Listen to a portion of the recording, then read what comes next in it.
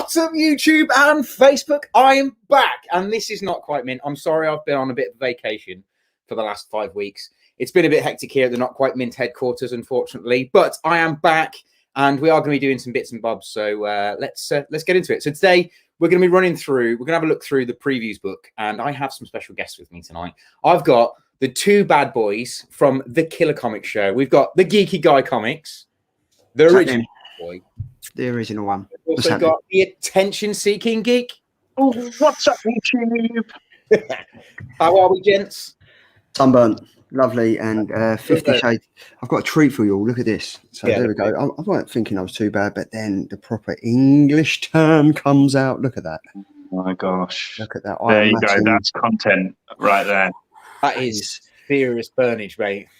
It's nice that you've come matching the hot pink of Not Quite Mint. I like that. I really do like your style, mate. That is some serious attention to detail, to be honestly, fair. I am 50 Shades of hot pink right now. Yeah. It's what happens. You look like I could cook an egg on your forehead. You'd get your money's worth, mate. You would get your money's worth, I'll tell you what. Mate, I mean, your forehead does look a bit burnt, to be fair, mate. It's a bit pink. Look at that. If it's any consolation, by the time Thursday and the Killer Comics Show comes around, you'll probably have a really nice tan. Yeah. No. I look like a shrimp. Not quite mint black, then. Thanks for having us, Tom. It's good to see you back. It is good to be back, man. It's great. I massively appreciate you both joining me on my first brand new show, where we're going to have a little flick through the previews magazine, talk about what we're excited about that comes out in August. So it's the June previews mag. And we're just going to talk about what we're excited for August. So I appreciate you both joining me for this one. This is a complete wing it, guys, on this one. Not really planned how it's going to work. So we're just going to go through it, see what works, what doesn't work. Those of you who are watching, if you think something doesn't work, let us know in the comments and we'll not do it next time. Or we probably won't do this again at all. we wing it. Yeah, we wing it every Thursday. We wing it every Thursday. And we're like 2 seasons in, so we're not doing too bad. All the wingage, mate. Right, so where do you want to start? Shall we do Marvel, at the beginning? Is probably good. Or should we start with previews as a general? Should we just do previews straight off? Yeah, what you said. Yeah, that what I said. I wasn't listening. Perfect. So start with Image, shall we? That's where I've got to on the what's it. Okay, you've got Echolands issue 1 is attending. It's coming out by J.H. Williams. So anyone excited about this one? Anyone read the synopsis on this one? Is this the one that's kind of got like it's kind of like not the Noctera vibes, but it's kind of got that similar setup with like the urban superheroes, the death, the deep, intricate story. What's her name? She's the Echoland is the place that this story is set, isn't it? Yes. And she's like the savior of Echoland, and something's kicked off and stuff. I did have a quick look over it, and it does pique my interest. It's not the one I'm most enthusiastic about. Yeah, it's written and artist by J.H. Williams, which is pretty cool. I think it's always interesting, isn't it, to pick up those books that are, the full creative process is by one individual, because I think that's a rarity, isn't it, these days? So it's always interesting just to kind of see what that kind of finished product looks like without anyone in between, the processes. Yeah, I quite like what's going down here at the bottom with the like the burger and the waving cat and stuff. It's pretty cool. It's a bit. There's a lot going on like down there. That's a lot. Is that Frankenstein? Like Frankenstein's monster down there? Just here, mate. Black and white. Yeah. What I'm doing now, highlighted it. Yeah, I mean, I didn't look over this myself.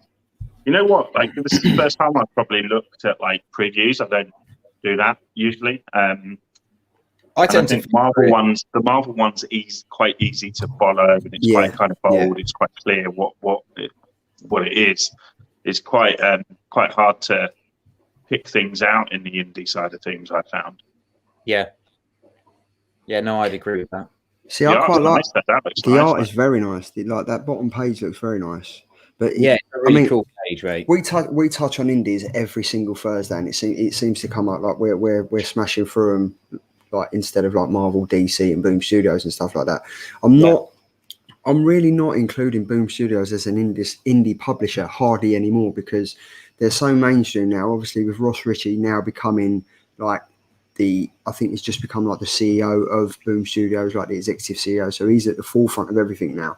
I think he's going to be pushing for it a lot more. So the top three will be Boom Studios, Marvel, DC. Yeah. Because obviously they've got the TV shows coming out of Berserker.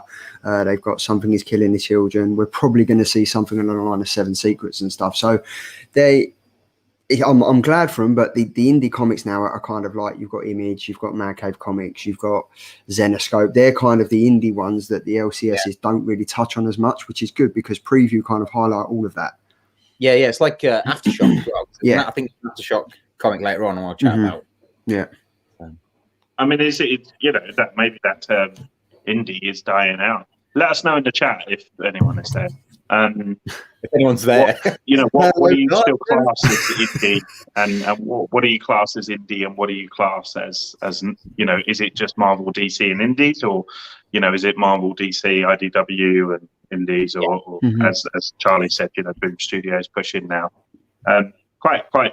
I think that's quite an interesting question. It is. I mean, it's not.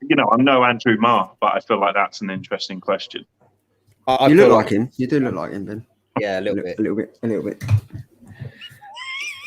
But no, so like the Prime Minister he's interviewing most of the time. Do you know what? I've got to say something about this, Tom, right? King Spawn, I've never really been a big Spawn fan. Like, I haven't really. And I only really started looking into it a couple of weeks leading up to the John Boy Mayers interview, because obviously I know he's a massive fan. I know this was one of the first works he did and stuff. And I've got, Spawn is a badass. Oh, yeah. Spawn is, and we've got King Spawn coming up. This, like, some of these covers look great. Like, some of these covers look really, really great. And this is probably going to be the first Spawn comic I actually get into and read. Yeah. I mean, I've never read Spawn. Yeah, have you not? No, never. I've never picked up a Spawn book. Like, and I don't think I've never, objected to it, and I've always kind of been aware of it, and I've watched the film and things, but I've just never been in a position where I picked it up. I appeared on Spine Tips and their bloody 24-hour stream or whatever the madness is they do, and they told me, but I clearly wasn't listening, where is a good starting point. I think it was like issue, I want to say it was like 48 or something, not one. I don't know, but if anyone can let me know where is a good jumping on point for Spawn, because I think seeing these, speaking of John Boy Mayers and seeing these King Spawn and Spawn universe covers and stuff, some beautiful, J. Scott Campbell pieces coming out, had really captured my intrigue. Andy, big shout out to Andy in the chat. The Oracle is here, and I've just put a thing in there. If anyone in the chat can guess my pink Pantone reference tonight, you will win a prize. For anyone in the chat that hasn't seen this yet, this is the colour that I faded to today, and then I kind of got a little bit overzealous and just went to there. So if I put that up against Tom's colour, you can't. It's very close. There's no difference there, but look, there's something there to lighten the mood for everyone to laugh at. Laugh at me. Who cares? Who cares, mate? Lighten the top of your arm. Exactly. Who cares? But King Spawn's universe looks wicked. I'm so excited for these, man. I mean, I've been reading Spawn since I kind of read Spawn issue 1 all the way through, and I really shouldn't have. My dad bought me a Spawn comic when I was little. I remember him giving it to me and me telling my mates at school, Dad bought me a Spawn comic, and they were like, no, Tom, it's pronounced porn. Like, no, what? It's Spawn. Spawn. Spawn. Yeah, Spawn. Yeah, it's Spawn. pronounced Spawn, but my friends at school were like, no, it's pronounced porn. It's like, no. They're mugging you off, mate. Absolutely. Of course they were, but I had no idea what they're talking about. I'd only been about 8-ish. You just went to the playground last week. Yeah, pretty much. To show off my comics to all my mates. So, Tom, for anyone that hasn't, like myself, like is a Spawn virgin. Yes, mate. What's the lowdown on King Spawn and Spawn's universe and stuff like that? So I'll be honest, I've missed the last 30 issues. Oh, due so to only a not- few then. but I know what's going on. So basically, what's happened is Spawn's taken on both hell and heaven, and he's kind of made the choice that they've now got to come clean in the world, so people know that heaven and hell exist, rather than naively not knowing. Do you know what I mean? So he's kind of brought it to the forefront, and this is a backlash of that he's now become the king of all spawns. And then the Spawn universe has opened up this realm of there's more spawns around now, not just him. As there were in history, because the idea is there's always a hellspawn or one hellspawn or two hellspawns, and then this is kind of led into the fact that there are more. I knew I'd get him on. I knew Sounds very Ghost Rider. Hey, Oh my God! Thank the Watcher. He's here. I knew the tan would get him on. I knew it. Look, I listen. I can't be outdone on the pasty, farmer's tan. So zoom in on this. Oh, hold on. That's my face. Look. Oh, look at that! It's like he's wearing a little, like a religious cap. Listen, here we go. There is I can't show it. I have no guns to show off, but there's a lot of surface area here, guys. My head isn't the smallest in the world, so the sun had absolutely no problem in beating down in this. But guys, how are you? Sorry, I'm late. As my late father used to say, don't let the team down. Andy, did you be honest? You watched the first few minutes and you watched us stumbling around Indy and not knowing what to say, and you thought, I need to go on and help these guys out. It was whenever you started talking about Spawn, and I was like, it was like my ears perked up. I was like, look, I need to go on and do some Oracle stuff. I don't know. That's what. Yeah, that's the best bit. I can now relax and let Andy take over. See ya. See you guys. I'm going to go and put some Arthur sun on. So yeah, you lot can crack on. Where are we? So we're at Kingspawn. We'll just have a look at some of the pages from it that are in preview. So it looks pretty cool. That artwork's lovely. That looks awesome. It is. Who is the artist for this? It's not Farland, is it? Jeremy Fernandez. Oh, and Brett Booth. Javier Fernandez, Brett Booth, Philip Tan, Stefan Segovia, Todd McFarlane, and Mauricio Takara. I'm glad. The interesting thing about this book is it's no longer $2.99. Did anybody spot that? So obviously Spawn from the very beginning has always been $2 or $2.99 to buy. Yeah. In fairness, this is 56 pages, this book. And I would imagine there's going to be a huge raft of new characters that are introduced. But that $5.99 is for a Scottish guy is going to be really hard for me to deal with. I'd go to notquitemint.com, mate, to get it. And tell more about that. What does that process look like, Tom, if anybody wants to get like a pull list with Not Quite Mint? So we aren't doing subscriptions just yet, but you can get on our website and buy these comics. They are available on the website. They're not limited to a certain amount. How many you want to order, you can order as many as you like. But yeah, so you can go over to notquitemint.com and pick them up. I just want to give a shout out to Jason Hull. He said Spawn 298, the road to 300 is probably the best jump on point. A more recent point, maybe 314. Cheers, Jason, because I was literally... I didn't write it down when I was on Spine Ticks and I forgot, so I'm going to write it down. That's great, because I was looking like when the best jump on point is ever. So thanks, mate. Yeah, appreciate that, mate. Yeah, thank you. I believe the girl in this picture is the girl who actually is she Spawn, so that's quite a cool thing that they're going to introduce her. Oh, that's a wow. Jesus Christ. Yeah, there you go. That's what sold me right there. Okay, if I was on the fence, now I'm in. That's what I would. This guy is. He's just whispered in his ear, and his head's exploded. Yeah, you know what he said there. I was 5 minutes away from that from getting sunburn. He's got Killer Comics on a Thursday at 9. I was just about to say that, and his head, he got all kerfuffled, and his head blew up. It's like I can't handle it. Also we've got Ant. Ant comes out in August.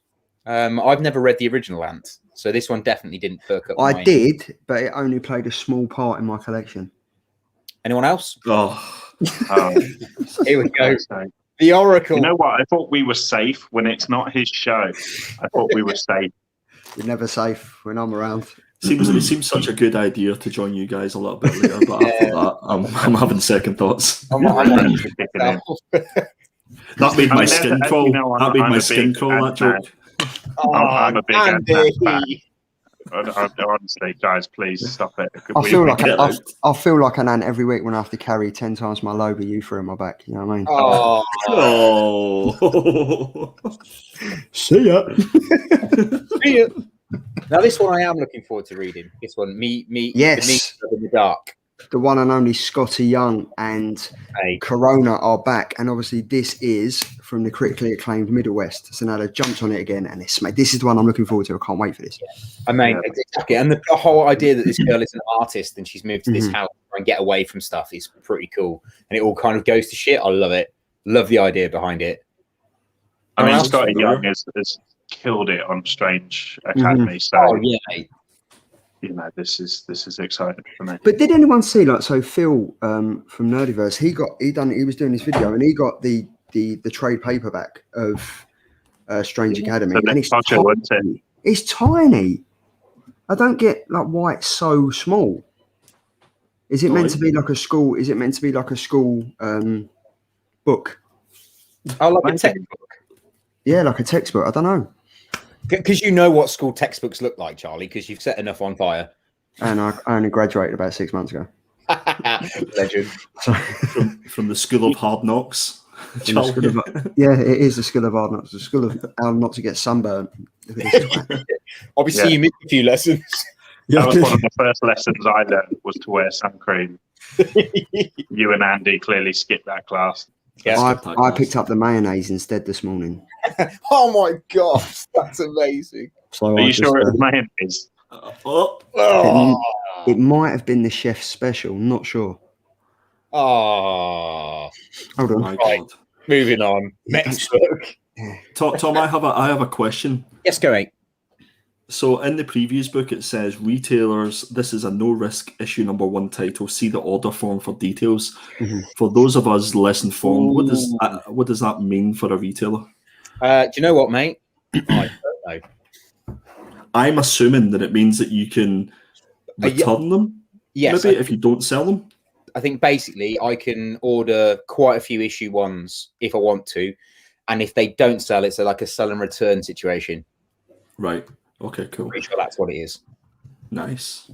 But So let's get those ordered. yeah.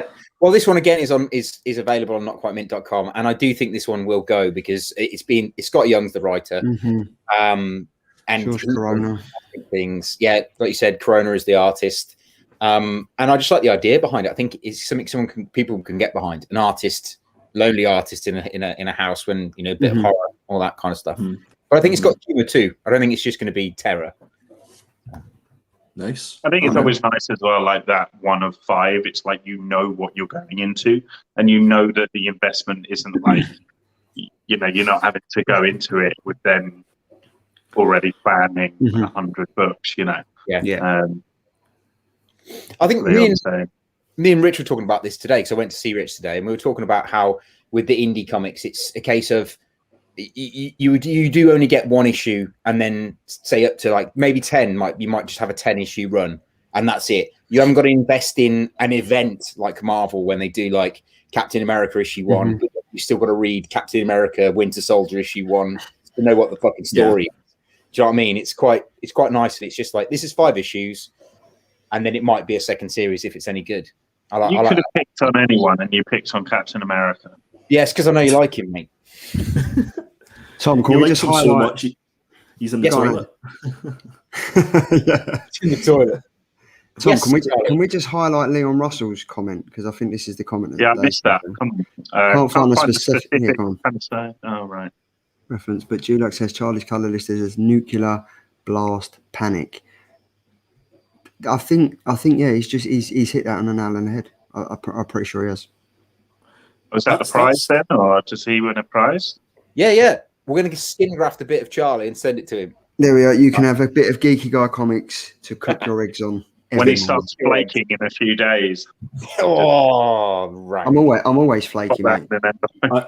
I thought nuclear blast panic was a reference to something else for Charlie. Well, I'm not sure. The Poptimus said he's pretty sure. He's pretty sure that he see them in 1997 at Reading Festival. What, a nuclear blast panic? Yeah. Yeah. I mean, he's showing his age there as well, to be fair. Let's. I am very hot. I'm very hot. I'm burning up here. All right, so mate. if I start to melt, just carry on without me. Just blame it on the Wi-Fi. It's fine. Tuna melt.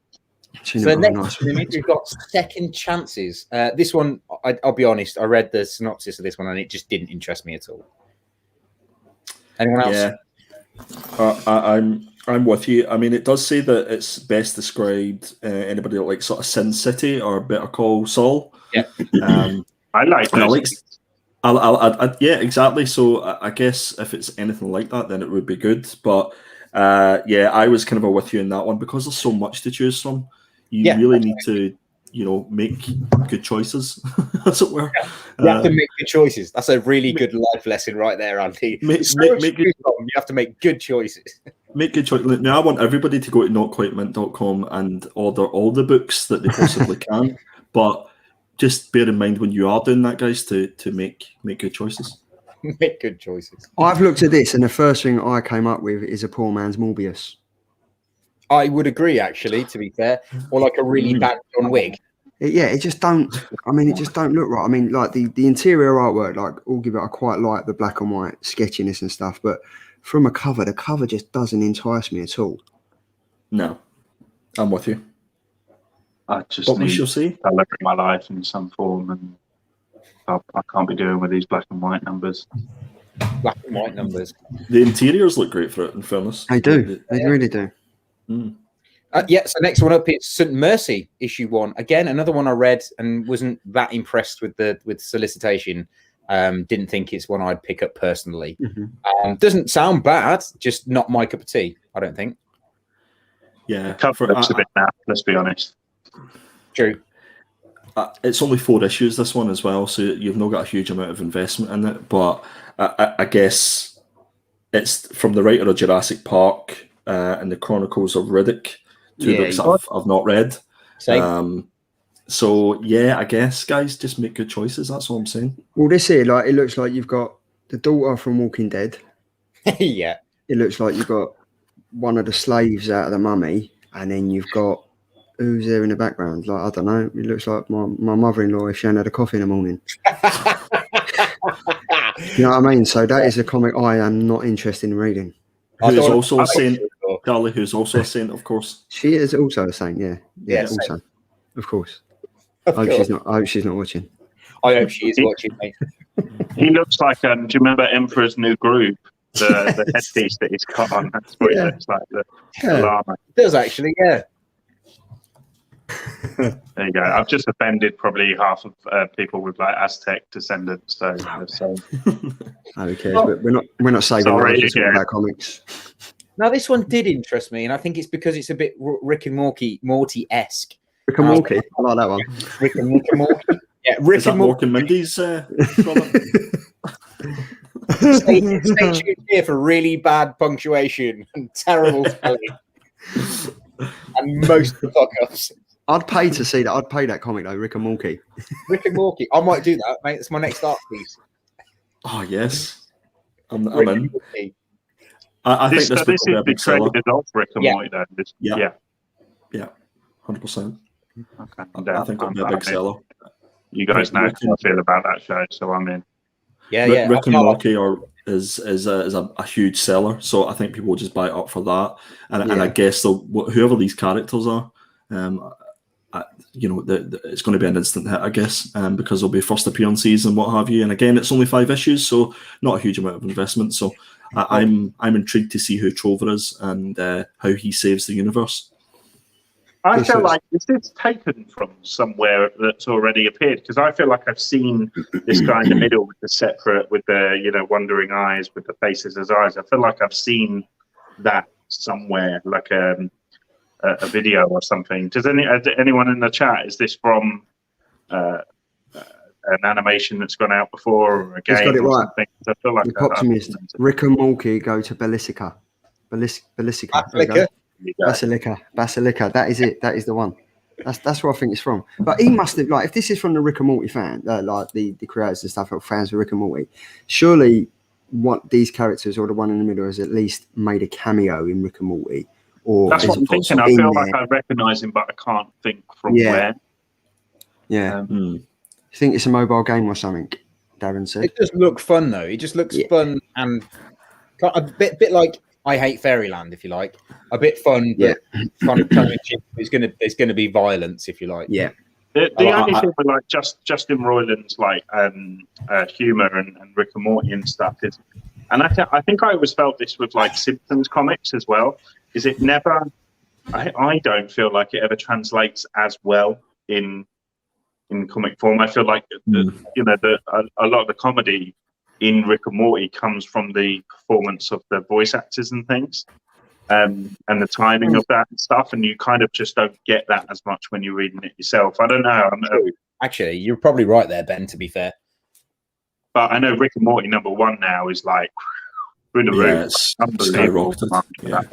So I was out as soon as I saw the interiors. I must admit, I wasn't. Really? I wasn't. Yeah, I think when I always compare it to the stuff that I'm reading at the minute, and I can't see how I can go from the likes of the Many Deaths of Layla Starr or things that we've really enjoyed in the Killer Comic Show to this, and then go back again to whether it's Basilica or whatever.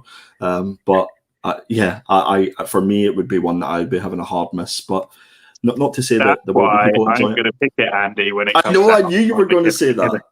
I knew you were going to say that. Keep your eyes out. This one's definitely going to be on the Killer Comic Show. 100%. If Ben doesn't pick it, I'm going to pick it. Awesome. But I read Rick and Morty's new hat. Morty's new hat. yeah, #1. Yeah, comes out on Wednesday. So that looks comes out today. Yeah, it's pretty So good. I can't flick past some of these because I haven't read the first issue. So has anyone read the first issue of this? Anyone interested in reading Ascender? No. No. Well, skip that one then. Ice Cream Man. So Yes, I'm in. Yeah. Go on then, mate. Give us a 100%. bit of a synopsis on Ice Cream Man. Ice Cream Man is like, so if Ice Cream Man is the sort of main meal to Haha's beautiful dessert. Gotcha. Did you I like love that that. one? That is a great synopsis. I tell you, I should be getting sunburned more because I'm actually feeling quite queasy at the minute with all this heat when I come on my head. Mate, you are actually on fire. Yeah, well, no, this is perfect. This book, it's the colours by Chris O'Halloran and the writing by W. Maxwell Prince. We've spoke at length on how good Haha is. And I actually don't think we've picked up many issues of Ice Cream Man. I don't know why that is, actually. I think it's maybe because it's like all individual stories that you can jump on board at any time. So there always seems to be something new that comes out during the weeks that this comic comes out, and we don't seem to pick it. But I would highly recommend Ice Cream Man. Again, the first 4 or 5 issues of this is going through the roof on eBay. So if I was you and you wanted to jump into it, I'd be picking up the trade for this. But I think there's going to be something special about this issue just because it's issue number 25. They tend to do that for every 25 issues, and I'm going to get it on my pull list, and I'll be going to notquitemint.com to pick it up. Awesome. Yeah. Am I right in saying, Andy, that, well, I mean, I know some of them, but I'm right in saying that a lot of the covers for Ice Cream Man are kind of homages / horror type covers for these? Yeah, absolutely. Yeah, there's normally definitely an A and B cover, and the odd occasion they'll do a C cover, but you'll normally find that they'll do the homages. They've done a lot of sort of children's books and done that sort of horrified element to it. And I think Haha issue 6, which I'm sure we'll probably look at on the Killer Comic Show when it's out, I think that sort of brings in the Ice Cream Man universe. And it'll all come together with all the different characters that we've seen through issue 1 to 5 of Haha. So again, it's probably another reason to pick this book up, because I think this might touch on some of the stuff that we've seen in Haha, and it'll just bring that world together. Cool. I think whenever I've read Ice Cream Man, it never feels as thought through as Haha, or as full as Haha. But I've definitely kind of enjoyed it when I have dipped into it, but I've not been religiously reading it.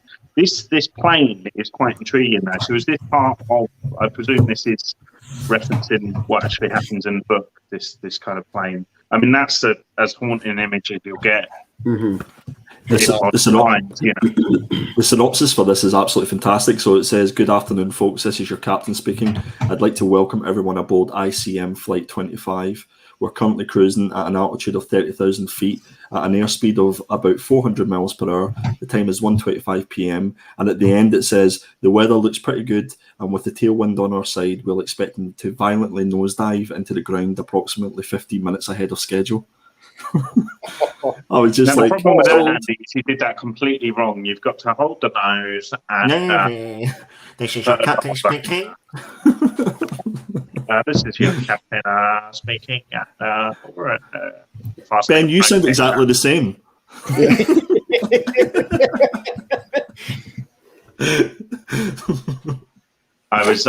It's like a train in performance art. See, if I was to say it, it'd be like, all right, ladies and gents, you're on a plane. We're flying 30,000 feet. Yeah, look I'd out be the off window. that in an instant, Charlie. Look out the window. You can see the ground. Fast approaching now. But again, that sounds like your Monday show, which I'm sure everybody caught at 12 o'clock GMT. I did, and I was on the farm. I know Andy dropped in from the beach. I was at the beach, yeah. Ben was there. I popped in. Pop back out again. Popped in. Pop back out again.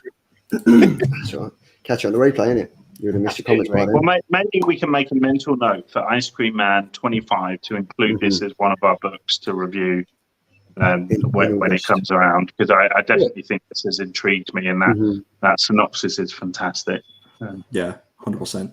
As easy as it is to jump into Ice Cream Man, I think the problem that Ice Cream Man has is that it's easy to jump out. Yeah. Just goes too quick. Yeah. Is anyone reading Moonshine? Nope, move on. Move on. Right. Radiant Fact. Well, Nope, move on. Okay. I'll drop this after issue 2. Did you actually? Yeah. Do you want to talk? No, where are you going? Where are you going? I like Deep Beyond. I'm reading that. I love that. That's a trade paperback. Yeah, but I'm up to issue 6 now, and issue 7 comes out. Is it issue 6? Issue 7 comes out tomorrow. I'm loving this, Mercat and Dolfo. I really like this. Like, we've all read Sea of Sorrows. We read Plunge. This is kind of a long plunge. Read what? You know, the 2 foot in the plunge. That one. 2 foot in the plunge. Yeah, so we've read like we've been reading like Deep Sea Sorrows and everything like that. This you enjoy this, boys. You'd enjoy this. It's great. The artwork's great. I like Mercat and Dolfo's artwork. I know like a few of us do. She's written this. It's a good story. It is. I quite like it. There's no we believe you. You're saying it like we're arguing with you. It's like, I'm sorry, Charlie. I believe you. We'll believe you. Okay, God. Because I skipped past it, wasn't it? I've never seen Tom flick so fast. I'm just getting past the trade paperbacks. Master Flicker. Anyone reading A Man Young Yi? A Man Young Yi. What? A Man Young Yi. A Man Young Yi. A Man Among Ye. A Man Among Ye. That's what I said. A Man Among Ye. Guys, you do realise that we're live? Yeah. No, I haven't. Tell me about it. And on Red Shoe? I've read. No, we're really drying up on these indies now, aren't we? Where's the Marvel and DC at? Well, should we get to an issue 1? Yeah, Commanders in Crisis. That was that's been pretty good, to be fair. It was all right, but it's kind of trying to be 7 Secrets. Do you reckon? Well, yeah, I mean, it's about these superheroes that came out of the game and then they came back, and one of them became like a gay president, one of them became like a martial arts expert, one of them became like the top of the empire that was running in one of these countries and stuff like that, and they're now trying to rebuild it and become like all these superheroes, and it ain't working. I dropped it out after issue number 7, and I had a brief look at issue number 8, and nothing's changed. Like, the story's still stuck where it was issue 3 and 4. Like, nothing's moved on from that. Oh, bollocks. I got cramp. and I think the 8 people watching know that as well, Tom. Yeah, sorry, guys. But is it cramping your bollocks? Yeah, no, my bollocks in my leg. Is it a Ben Crampton? Yeah, it is a Ben. I do apologise. I was on a fire shout last night. I get home till 2 a.m. this morning, and I haven't really slept. You absolute rebel. So I'm a bit like hysterical. I apologise. But yeah, so Commanders in Crisis crossover. Yes. And Andy, this is one of yours, mate. No. This is so. Yeah, go ahead, Ben. No, I was just going to ask, and you'll probably answer it anyway. Is this a return? Does this confirm that number 9 is a return back to the normal story arc? Because I know that obviously Chip Zdarsky is coming in and doing issue 7 or 8. He does issue 7 and the first part of the story called Meanwhile starts in issue 8, and I think this is the second part of this, as far as I'm aware. Yeah, it is. Yeah, second part of Meanwhile. Yeah. No, I'm very excited for that. I'm like that. Issue 7 fully converted me to crossover. Yeah, crossover is great. What a series. Mm-hmm. Yeah. Chip Zdarsky's doing issue number 7. Yeah. And I think it's kind of taking a little bit of it's almost, a little bit of a pause before it starts into issue 8 and continues. And I think what we'll see is a revert back to, I think it was like issue maybe 2, when we seen the news report when all the writers were getting, killed as part of it. And I think that's where we'll see this. So I think this will be like Chip Zdarsky writing about his own death, as it were, in this, which will be pretty cool. But issue 6 sort of saved it for me. I read issue 5 and 6 together, and I think individually they were okay, but if you read them all together, and I think that's why if you haven't picked this book up yet, I would suggest getting the trade for issues 1 to 6, because I think reading it as a collective is going to be a much better experience. And if Chip Zdarsky or Donny Cates are watching, which they probably are, we're waiting to see our cameos in the book, because ultimately you can't have a crossover thing and reference writers and artists. Part of the comic book world is comic book YouTubers. So make it happen. And you're right here with the best 4 in the business. And technically, we're crossing over tonight because we're crossing over from Killer Comics, Geeky Guy Comics' channel into Not Quite Mint. Absolutely. We are the king of crossover. It's not just my head that's on fire. I was going to say, you should burn your face more often. Telling you, I'm not actually even here. I feel quite dizzy. Right, Charlie, you got Deep Beyond. Do you want to talk about it now, or no? You got your little talk about it earlier. Do you want to have a talk about it now? No, I've said you can read it if you're interested in it. You can have a look. Department of Truth. No, Never read it. I've enjoyed Department of Truth. I dropped it. Did you? Yeah, I read I kind of went into the first issue with a huge amount of intrigue, and I really loved the story, but I just the artwork it's very artistic. Like it's similar to like Bill Sykovich. Is it Bill Sykovich, the New Mutants famous? He, it's very similar to that, where it is hard work sometimes. That kind of art, it's almost takes an additional layer of focus to kind of dissect what is going on, because it's almost it goes too far beyond in the abstract, and by kind of the second issue, I just found it too jarring for me as a reading experience, and I had to drop it, which is a shame because I love the prospect. I love the idea of who kind of ran the organization at the end of issue 1, and that whole twist. And I'm a big Men in Black fan, and it's Men in Black in a way. So I don't know. Has anyone continued with it the whole way through? I dropped it issue 6. Issue 6, I've got to. I've got all the issues sitting there waiting to read. But again, it's been another one where I've had to make the choice of what to read. And this is taking the back seat. And a lot of it, I think, has got to do with the fact that I disliked issue number 3 just because of the subject matter. And it took me a lot to dive back into issue number 4. And I think the only thing that's keeping this going is the fact that it's been optioned. It's been optioned by the same people that done Chernobyl on HBO. And it's James Tynan. But for me, it's it's going to be one of those ones that'll be it's going to be more interesting as a show just because of the subject matter that they deal with in the book. And again, if you haven't picked it up, it's one of those ones where you can just jump into the trade and read it. But again, you don't have to. For me, they're all very much individual stories because they're dealing with individual subjects matter, pretty much every separate issue.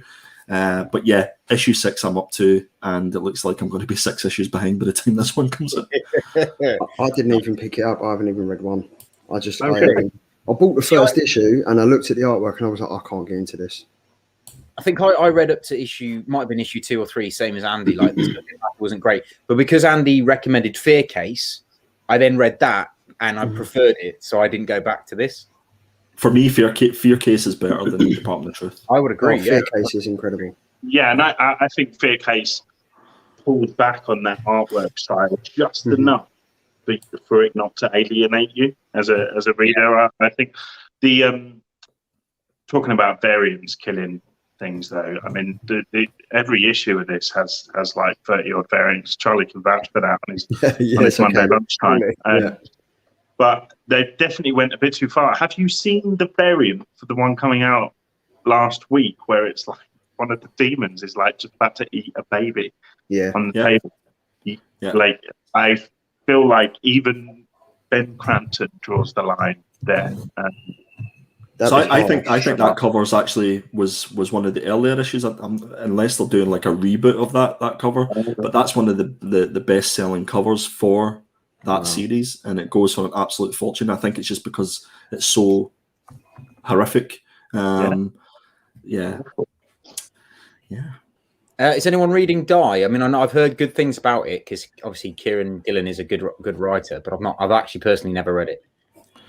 I've got the first 5 issues, which I only purchased recently, and I haven't read them yet, but I've heard great things about it. And Stephanie Hans is great artist, absolutely fantastic artist. So I think this is another one. Like, it seems that every comic book that comes out is optioned. See ya.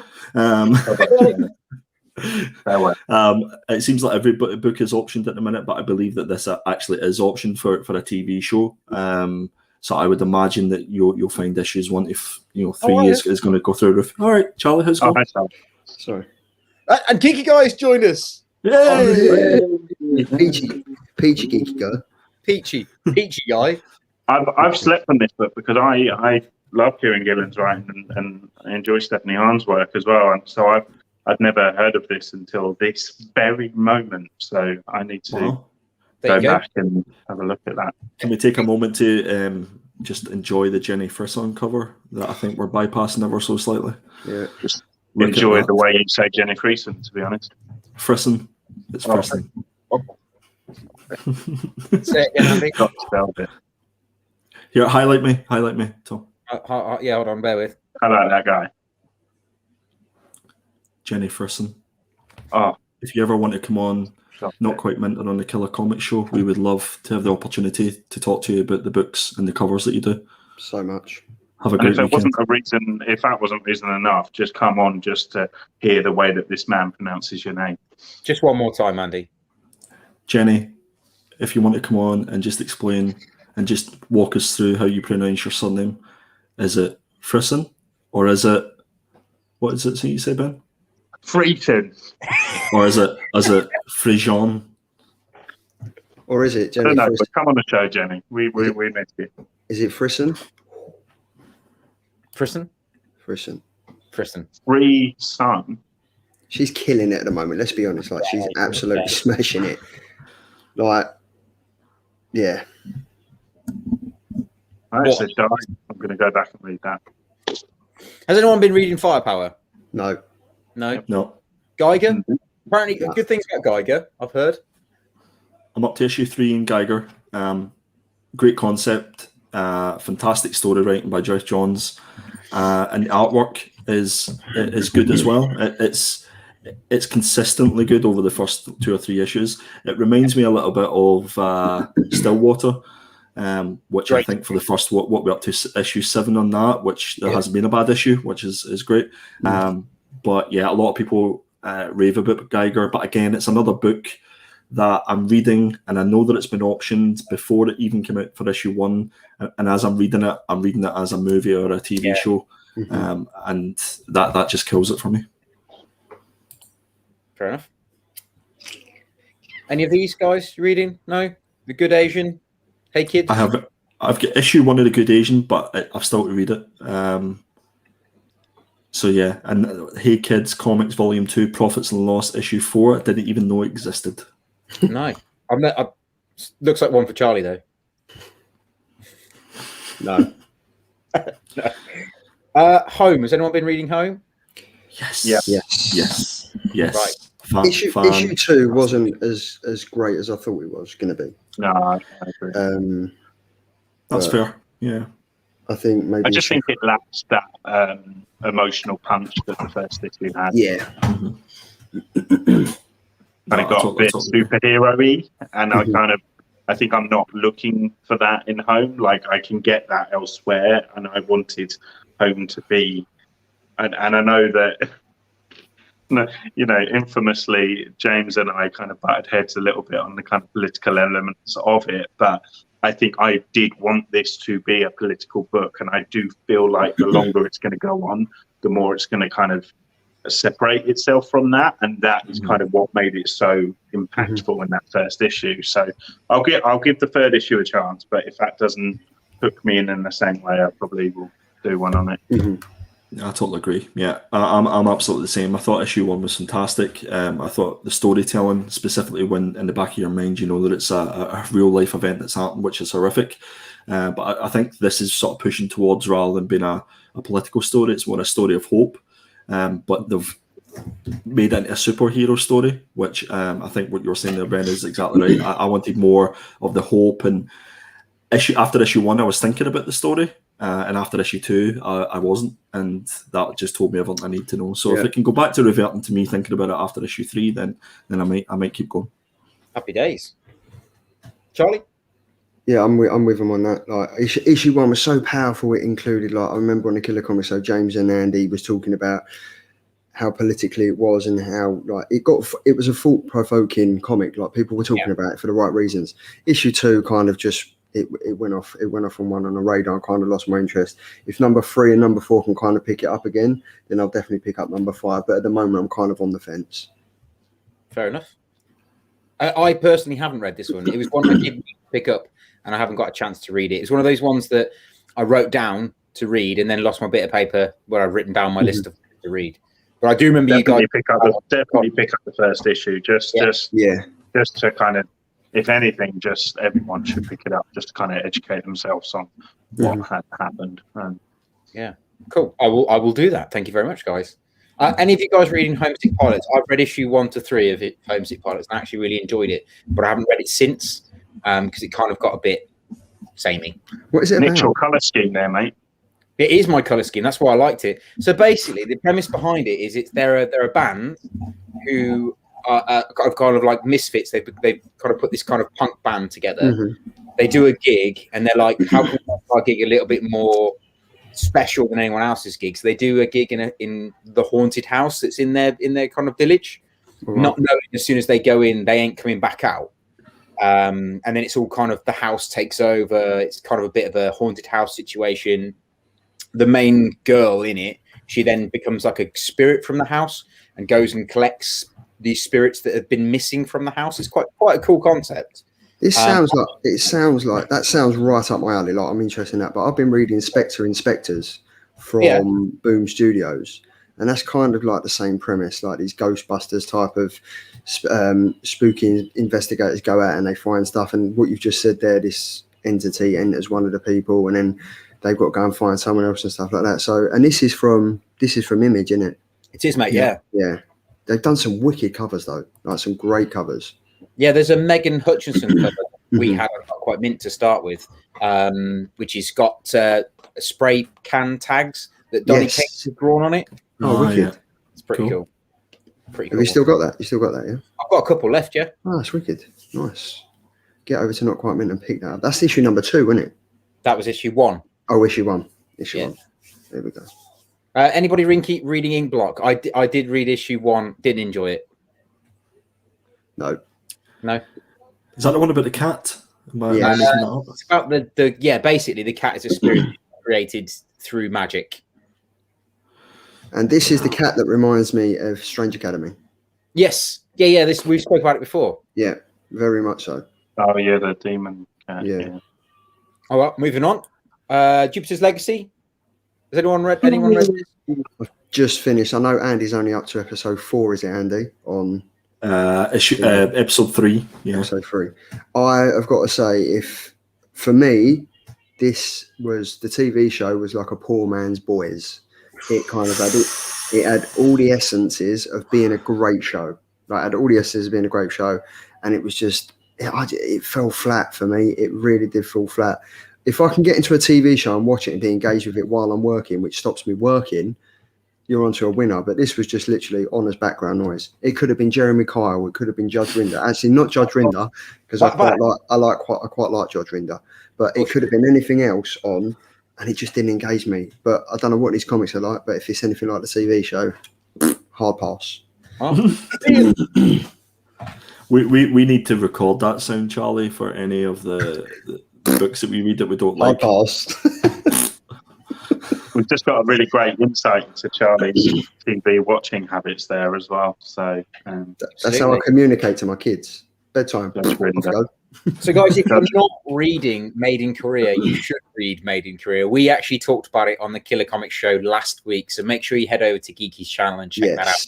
Because you guys did end up getting the writer on with you. I was not there because I always turn up late, but he was on with you guys, wasn't it? Yes. And you know what? Jeremy Hull, absolute diamond of a guy. He was in the chat, and this is all thanks to Andy talking to him on Twitter. He was in the chat, and he was free for 10 minutes, and he was like, I'm ready to jump on. And he jumped on, and it's a great comic. And he's already said that issue number 3 is his favourite one. So I'm already stoked to read issue number 1, which was fantastic. Issue 2, issue 3, getting past that, he said it's his favourite one. He said there's more coming up. There's more plans after the 6 issues if it gets like all sorted and stuff like that. So this is definitely one of the comics that's going to be high in my priority of reading. Yeah, same. 100%. I think if there's any book that I would urge people to actually go out and buy, it's Made in Korea, because having spoken to Jeremy, it's taken him 12 years to actually get it published. Yeah. And the only way that we're going to get a second arc, so past issue 6, is if the sales are good. It's just the simple fact of the matter. So if you haven't picked this up, make sure you go and get issue number 1 and check out Not Quite Mint to get all the other issues. And do you know what was interesting, Andy? He said he'd sat on that story for 4 years. That's crazy. And he was constantly thinking, someone's going to snap this idea up. Someone's going to snap this idea up. I don't know what I'm going to do. And the fact is, after 12 years hard graft, he finally got the job with Image, and he's absolutely smashed the ball out of the park with issue number 1. Yeah, absolutely, mate. Massive congrats to him. It's a wicked story. And I know a few people in the chat from last week picked it up. So, yeah, definitely pick it up. And it goes to show how original that idea is as well. If you can sit on it for that long, and he's confident releasing it now that no one else has done anything like what he's going to do with it.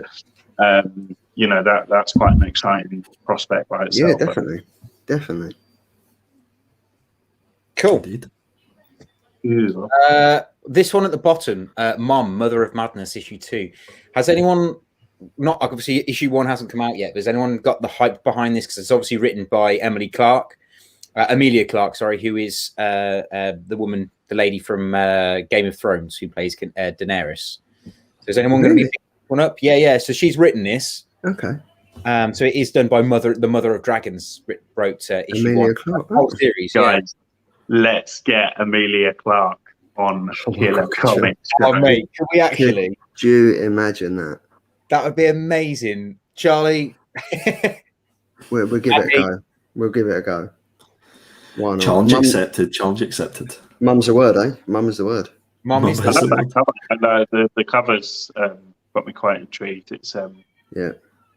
It looks like the use of colour and I think Tulalote is doing cover B as well, so that would get me to pick it up if I needed a reason to. So. I think the whole premise behind it is the fact that she's just a standard mom who's also a vigilante, which is quite a cool idea. For me, just looking at this, there's essences of Kick-Ass and Hit Girl. Yeah, absolutely. Well, kick-ass current the current kick-ass is a month. That's the whole thing currently with kick-ass. So it'll be interesting to see how they make this stand out. I think from stories that kind of are already being told, and especially if they've only got 3 issues to do it in as well. That's not right, is it? No. Not I mean, Venom was falling for 3 issues. So when does issue 1 come out? So issue 1 is available on notquitemint.com and it comes out in July. Okay, cool, perfect. we'll get in touch with the media. Add that to the list. Noctera is another book that I've been massively enjoying, so I will definitely be picking up issue 6. This has been great. Love it. Absolutely love Ben, it. Yeah. You look so convinced on Noctera. Yeah.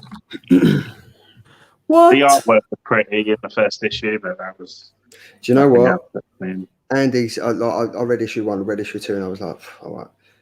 I got back into it. And Ben, honestly, it's a great read. It is the way issue 1 ended and issue 2 picked up. I was like, right, I'm into this. And then I got to issue 3 and I was like, something else came out. I started reading that, and I'm so glad I jumped back into it. What are we on now? Issue number 4. Yeah, issue 4 is currently out. Or this month is issue 4. Yeah. Oh, it's great. Great comic. Can't recommend that enough. It's excellent. Happy days. Old Guard, have you been reading this? Right. Yes. I liked it. Wait a minute. You flew past Oblivion Song, arguably one of the greatest 33 issues that you'll ever read in your life. Sorry, mate. I did it on purpose, to be fair. See ya. See ya, Oblivion Song. Is anybody reading Oblivion Song? No. All right, move on. No, go for it. Go on, Andy. Sell it to me. I can't sell it if he's not. No. Come on. Okay. So you've got. Oh Jesus! Don't do that to everybody. You've got 32 issues to catch up on. That's all you really need to know, guys. This is Robert Kirkman for me at his best. The best story that I've read that he's done, and the covers are fantastic. The artwork is great. And the synopsis is, it's 32, nearly 33 issues in, but the synopsis is all following this guy called Nathan Cole, and it's like a post-apocalyptic world, and it's all centered around Philadelphia, post-apocalyptic Philadelphia, where he goes out and trying to search and rescue people that are still alive after this major event has happened, which I won't go into spoilers about, but for 33 issues, this has kept me consistently interested to read it and pick it up. So there's loads of trades there. I think there's even an omnibus for the first X amount of issues. So I would recommend it to you guys. I'm not going to pick it for Killer Comics for us to have to read, for you guys to have to read the 32 issues to catch up. 33 issues. But I might just do it for fun. Just Ben's face like, no, I'm out. No. You got more chance of me catching up with Spawn than catching up with it. What, 300 issues? No, it's more than 300, isn't it? 298, mate. I'm getting on 298. You're doing 298 to recent. All right, I like it. What about Scouts Honor? Yeah. And don't hold guard me either. I liked Old God. Get that beetroot back. Yeah, Tomato. So, sorry, Charlie, you liked Old Guard, did you? Yeah, I did. I liked issue number 1 because obviously, again, it was like it's what DC seems to be doing at the moment, breaking off one comic into 2 stories, and he's obviously gone because he doesn't like Old Guard. But I thought it was good. I thought the first story, if Old Guard's House Through Time was the first story all the way through, I'd be on it. I enjoyed it. I enjoyed the film with Charlize Theron because she's an absolute hottie. Say that again. Charlize Theron. Charlize Theron. But I don't know if I'm going to continue reading it. There's better comics out there, shall we say? Yeah. Okay. Ordinary Gods, anyone? No, I prefer my gods to be extraordinary. Nice. Either of these two. Nice. Yes, Silver Coin. Yes. You might say Silver Coin. Stunning. Absolutely stunning. I think we're up to coming up for issue 3. This was only meant to be, I think, 5 or 6 issue sort of mini-series. Yeah, not anymore, mate. Not anymore. It's going to be ongoing, which is testament to the amount of sales that they probably had. So I'm actually picking up both A and B cover for this. largely because I thought it was only going to be a 5 or 6 issue run. I wasn't going to be heavily invested, and now the completionist in me is going to have to get every issue for the foreseeable future. But this basically has a different artist for every story, but the same. Sorry, it has a different writer for every story, but has a different. It has the same artist. Jesus, I had a pure brain fart there, guys. Are you okay? Something help me out. I think yeah. Are you having a stroke, mate? Take 5 minutes, love. Like, just take a moment.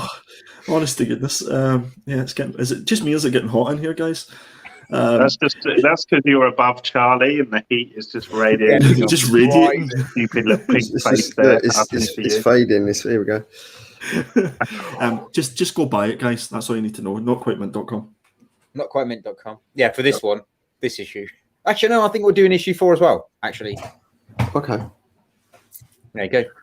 Thank God. Spawn. There's Spawn. 3, 2, 1. Definitely. Well, that's great. I buy every issue for Spawn, and I have done so since issue number 1. So Spawn issue 1 was the comic that got me into comics. 1992. 1992. It was a beautiful year. I was 10 years old. You guys can do the math to work out what my age is. And I remember picking that comic book up. Todd McFarlane was doing the writing, and I thought I died and went to heaven. Little did I know that I was investing in a comic that was going to be 321 issues deep with 4 covers per issue. And I get every single one of them since 1992. What a hero. You're welcome. You're welcome, Todd McFarlane. You're welcome. Yeah. Where your money going, Todd. I was only 3 years old. Was you actually? Yeah. Wow. I'd have been 4.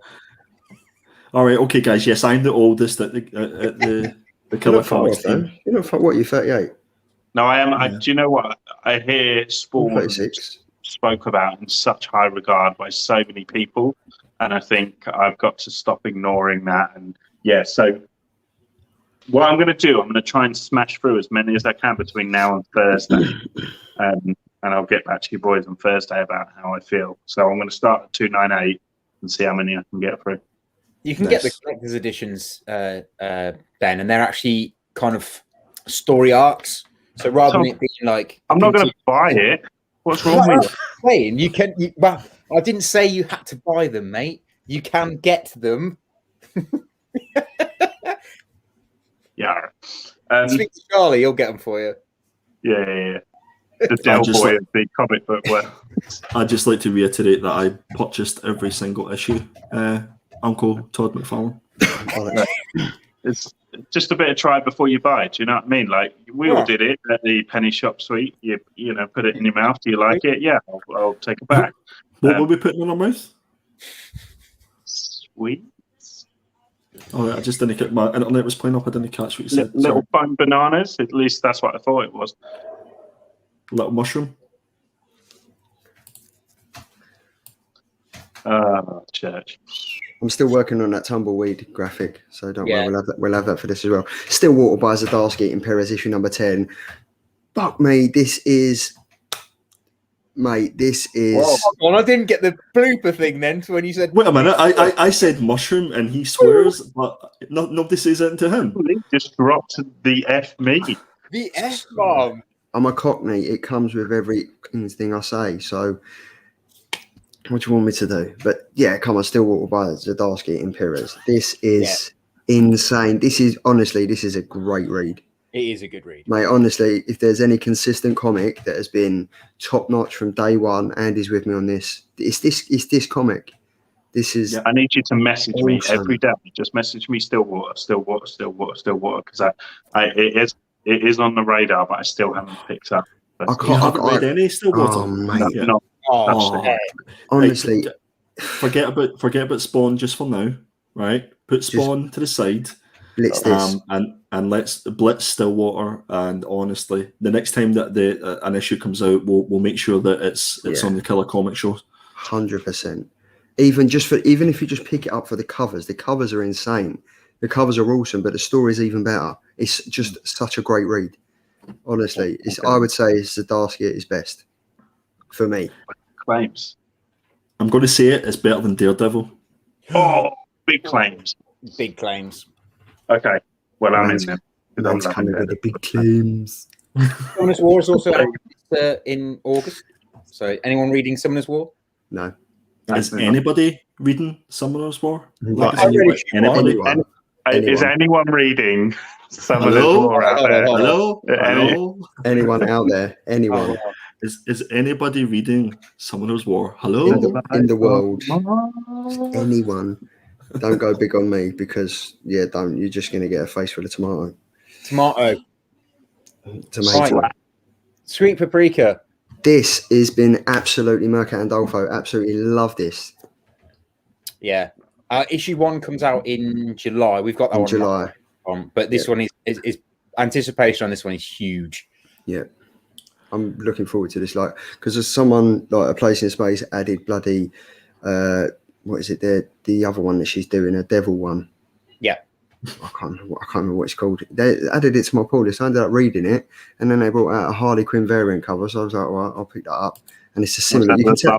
And something sinners or something. Unsinned or something. And you can tell this is Mercat and Dolfo for the artwork, and it must be a follow-on story for Sweet Paprika #2. Who doesn't love a bit of paprika? Paprika. Yeah. Siphon, anyone? No. Does anybody read it? No. Any of these two? Anyone? Are you reading Siphon? Anyone? Hello, darkness. Hello. Is it me you're looking for? Well, hold on. Whoa. Well, Time before time. Time before time. He's given up. I've given up emotionally. I want the Marvel. We're an hour in and we've only done it. Listen, I'm in no rush, guys. I'm here for the long haul. But Time Before Time needs a minute just to take in how fantastic issue #1 was. The superb Declan Shalvey, Rory McConville doing the writing. Ben, I can see. I seen that. No, it was fantastic. I can't wait for issue #2. Ben, what did you think? No, I can't remember exactly what I said on Killer Comics about it, but I know that I didn't love it, but I did think it was good. I think I'm ready for that second issue to impress me. Put it that way. Mm. Yeah. All right. Okay. I'll flick on. Just tell me when you want to talk about one. Okay. You flick away, pal. You flick to your heart's content. Listen, Vinyl issue #1 is out this week. I've heard it's good. And I think it's going to be absolutely superb. Now, I didn't choose it. I didn't choose it for my Killer Comic pick of the week. I did pick Basilica for that. But if anybody wants to read Vinyl issue #1 to give me an excuse, that would be great. Charlie, you look like you bathed in the same bath as Vinyl.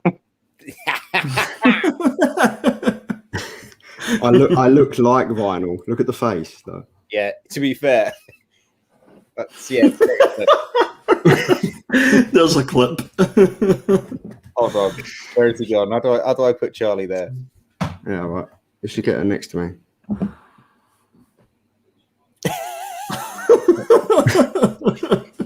There we go. Look at that.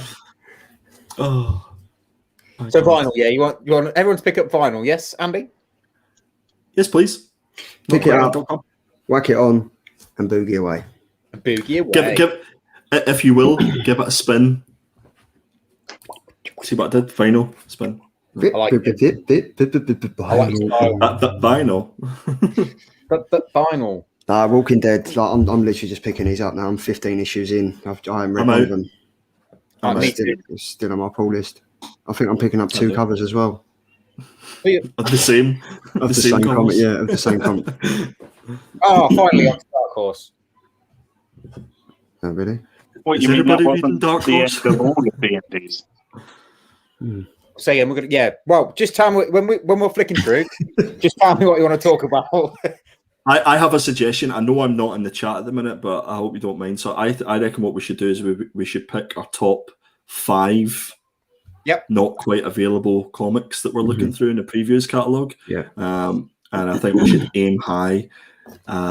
Because as much as everybody loves to watch you flick, Tom. I know. Sorry. Isn't that his other channel? Is that his other channel? Tom, And this Tom, is why we need you, Andy, as a group. Like Charlie, Tom, and I say there's a fire.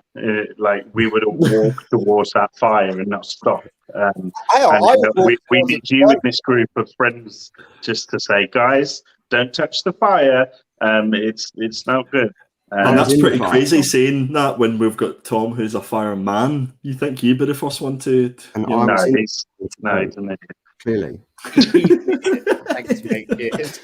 Clearly, look at that. Look at that. Well, to be fair, this was the first time we were going to do the preview show, and I didn't know how to do it. So it's nice that kind of like test it out there live, so people can interact with us and tell us what we're doing wrong. The fact that we scheduled in half hour. I think the chat thinks we're smashing it. The internet knows we're smashing it. What else are people going to be doing on a bank holiday Monday evening? All right.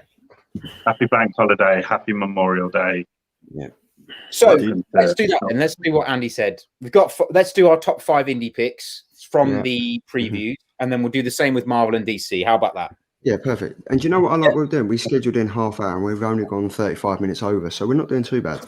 Yeah, we're doing better than my first ever Philip Comics show when I first joined Charlie, and we were only supposed to go for 30 minutes. 2.5 hours later, my missus is like, do you want to pack it in? So, do you know the beautiful thing about it, though? What did Tom think was going to happen when the previews catalogue's 541 pages long? Wow, I kind of thought we'd just flick through. Literally. But yeah, look, CK Imran, you guys are doing a good job. That's all we need. Like we're doing it for you guys. We're sitting here. We're 4 friends talking through a compendium of comics. We scheduled in 35 minutes. We're now at 1 hour and 12. So we're just getting started. Absolutely. Grab your pen, your paper. Andy, when you said about it being 541 pages long, I didn't count how many pages there were. I know it's big and thick, but you know when you flick through it yourself. Sorry, I know it's big and thick, right? But you know when you flick through it yourself and you're like, oh yeah, no, I like that one. I like that one. I didn't think it'd take long to get to that point.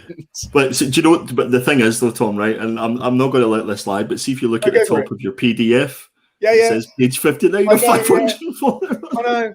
Well, Tom, it would help if I could read, to be fair. Tom, I've got to say, it's a big book. I've got to say, the comment in the chat that has killed it so far goes to R&R, and he basically says, "I'm listening to y'all while I hunt." What a hero! Perfect. I want him to elaborate on that. I want to know: is he a vampire? Is he? Please be animals, because if you're talking about women, then we invite you to stop. Is it? Well, hold on a minute. Hold on.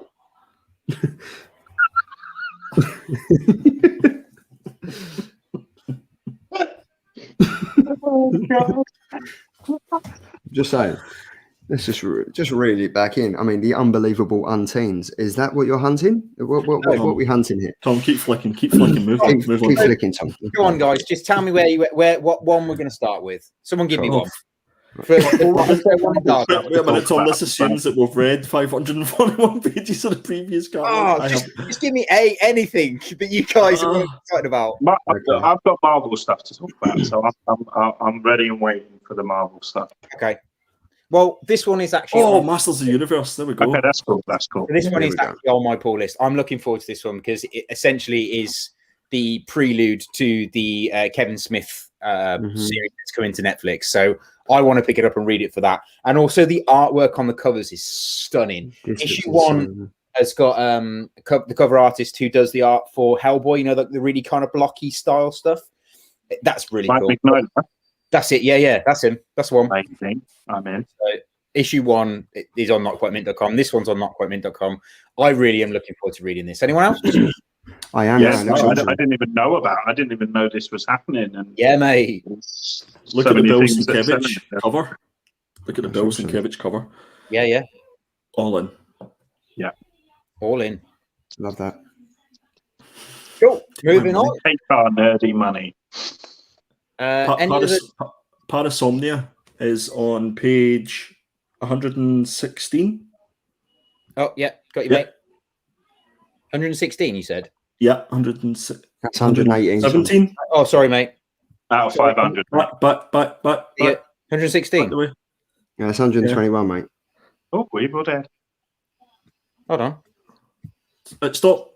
It's not back. Yeah, That's stop. 117. That's 117. It's Yeah. 117 on the PDF. Yeah, 117 Wait, I'll on put the You're it PDF, watching Not Quite Mint.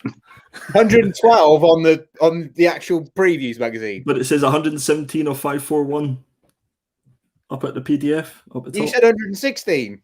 116. Look, listen, Parasomnia. I'm not sure what show. This is amazing. I love this show. I'm not sure what comic Dill's watching tonight, but he said there's some towns on show tonight. He must be watching Holiday Brits Abroad or something because he ain't watching this. James, you ain't seen nothing yet, mate. Look at this. Look. Ooh, nice cup of rosy lee there, mate. Charlie, I can fill you in, mate. Oh no. Right, come on, then. Tell us about it.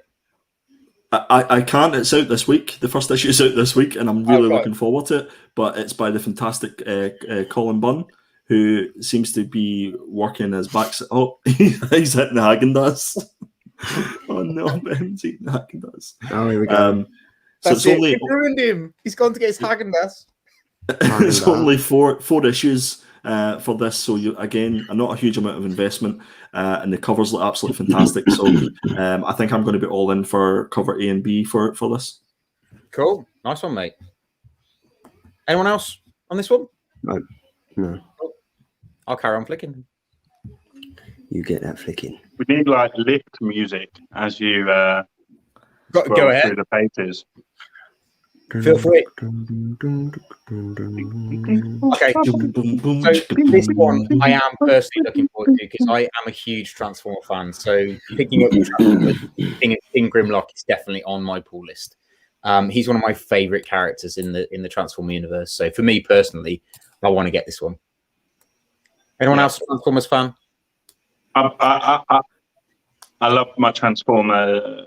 I love the kind of mythology of Transformers. Obviously, a big fan of the original 80s cartoon. Yeah. I'll probably get stick for this, but I do like that first and second film. And So the do most I. recent one, I like that. Bumblebee. I like Bumblebee. Bumblebee was But quality. the comics have never hooked me in massively, you know. I've got a few I've John enjoyed the Gallagher. crossovers with like Back to the Future and stuff. But I've got a few John Gallagher covers. But yeah, I mean, I don't even think I read them. I think they were just pure cover buys. Okay, so I'm going to say, so a couple of years ago, there was a series called More Than Meets the Eye. It was written by James Roberts from the Transformers, and it was the best written Transformer comic they've done in years before, like after Simon Furman, if you like. It was amazing, and if anything, it probably was one of the best comics I read that year. Overall, Wow. the emotion in it was ridiculous. How they managed, the artist was Jack Lawrence, and Nick Roach was the artist as well. And they managed Jack to, Lawrence, top guy. they managed to somehow create so much emotion with these characters without much dialogue, just by using their face card. It's ridiculous how they managed to do it. So I would definitely recommend, if you haven't read More Than Meets the Eye, to read More Than Meets the Eye. Okay. And if you like Transformers. Yeah, I like Transformers. I've a few Transformers books, but it's one of those things that I've never really hugely got into. But I have heard a lot of good things about it, and the fact that previews is saying that this is the gem of the month would suggest that it's definitely something to pick up. So I will have a look. Cool. There must be some pretty sweet variants coming out for this as well. Right, as you say, Grimlock visually is such cool. I'm pretty sure Jack and Nick are doing a cover for this one. Cool. Nice. Yep. And I'm in for Star Wars. Yeah. All in. Everything. I get everything Star Wars. This is a first Even High Republic. front. Yes, this is a first appearance. I think everything that they're bringing out at the minute is building up to first appearances, and it's that what Disney and what Star Wars have done absolutely beautifully is FOMO. So there's pure fear of missing out. That one of those characters is going to be a Dr. Aphra issue 3-esque book that people just bought issue 1 and then dropped it after that. So for me, I pick up all the Star Wars books. Have done. It's basically another Spawn for me, to be honest. And I'm really looking forward to this one. And I do pick up Star Wars High Republic Adventures that's out at the minute, and Star Wars High Republic. And I enjoy them for what they are, just because I'm a Star Wars fan. So I'm a Star Wars fan, but I just haven't. I just really have not enjoyed the High Republic. I think if I were to pick one, it would definitely be the High Republic Adventures on IDW over the main title on Marvel. Oh, yeah, I've heard a lot of people saying that. Yeah, I think Star Wars has offended Geeky. He's gone. Always the way. Obviously, He's got doesn't. to get his own tub of Haagen-Dazs. Always That's enough. we're that boring. We've now lost another person to Haagen-Dazs. Other ice creams are available. I'm back. He's back. I'm sweating. I'm so hot, man. You just need that right on your arm. Mate, I'm burning up here. Ooh. What I would do for some after sun right now. Mate. Is anybody like Kanto? Can we just take a minute for Kanto? Like, Yeah. How good is Kanto? Kanto's amazing, mate. It's great, and issue number 1 of the first series has went absolutely through the roof since it's been optioned and stuff like that, which we all knew was going to happen eventually. Yeah, of course. But it's such a lovely story from start to finish. Yeah. I've missed out on a lot of the stuff that's happening here. So I know Lionhearted has either started or is just about to start, and even the previous run that Kanto done, I haven't read either, just because there's so much. But anybody that hasn't read any Kanto, I would highly recommend that you read the first, 5 or 6 issue run. Yeah. We throw this word out quite often on Killer Comics, but it's perfect. It's definitely a perfect book. Perfection. Decent. Right. Anyone? Oh, and I bet. Yeah, so I'm really looking forward to this one because no, I'm joking. Oh, got me all excited, mate. Because go back to Star Trek. So I'm really looking. I'm joking. Oh.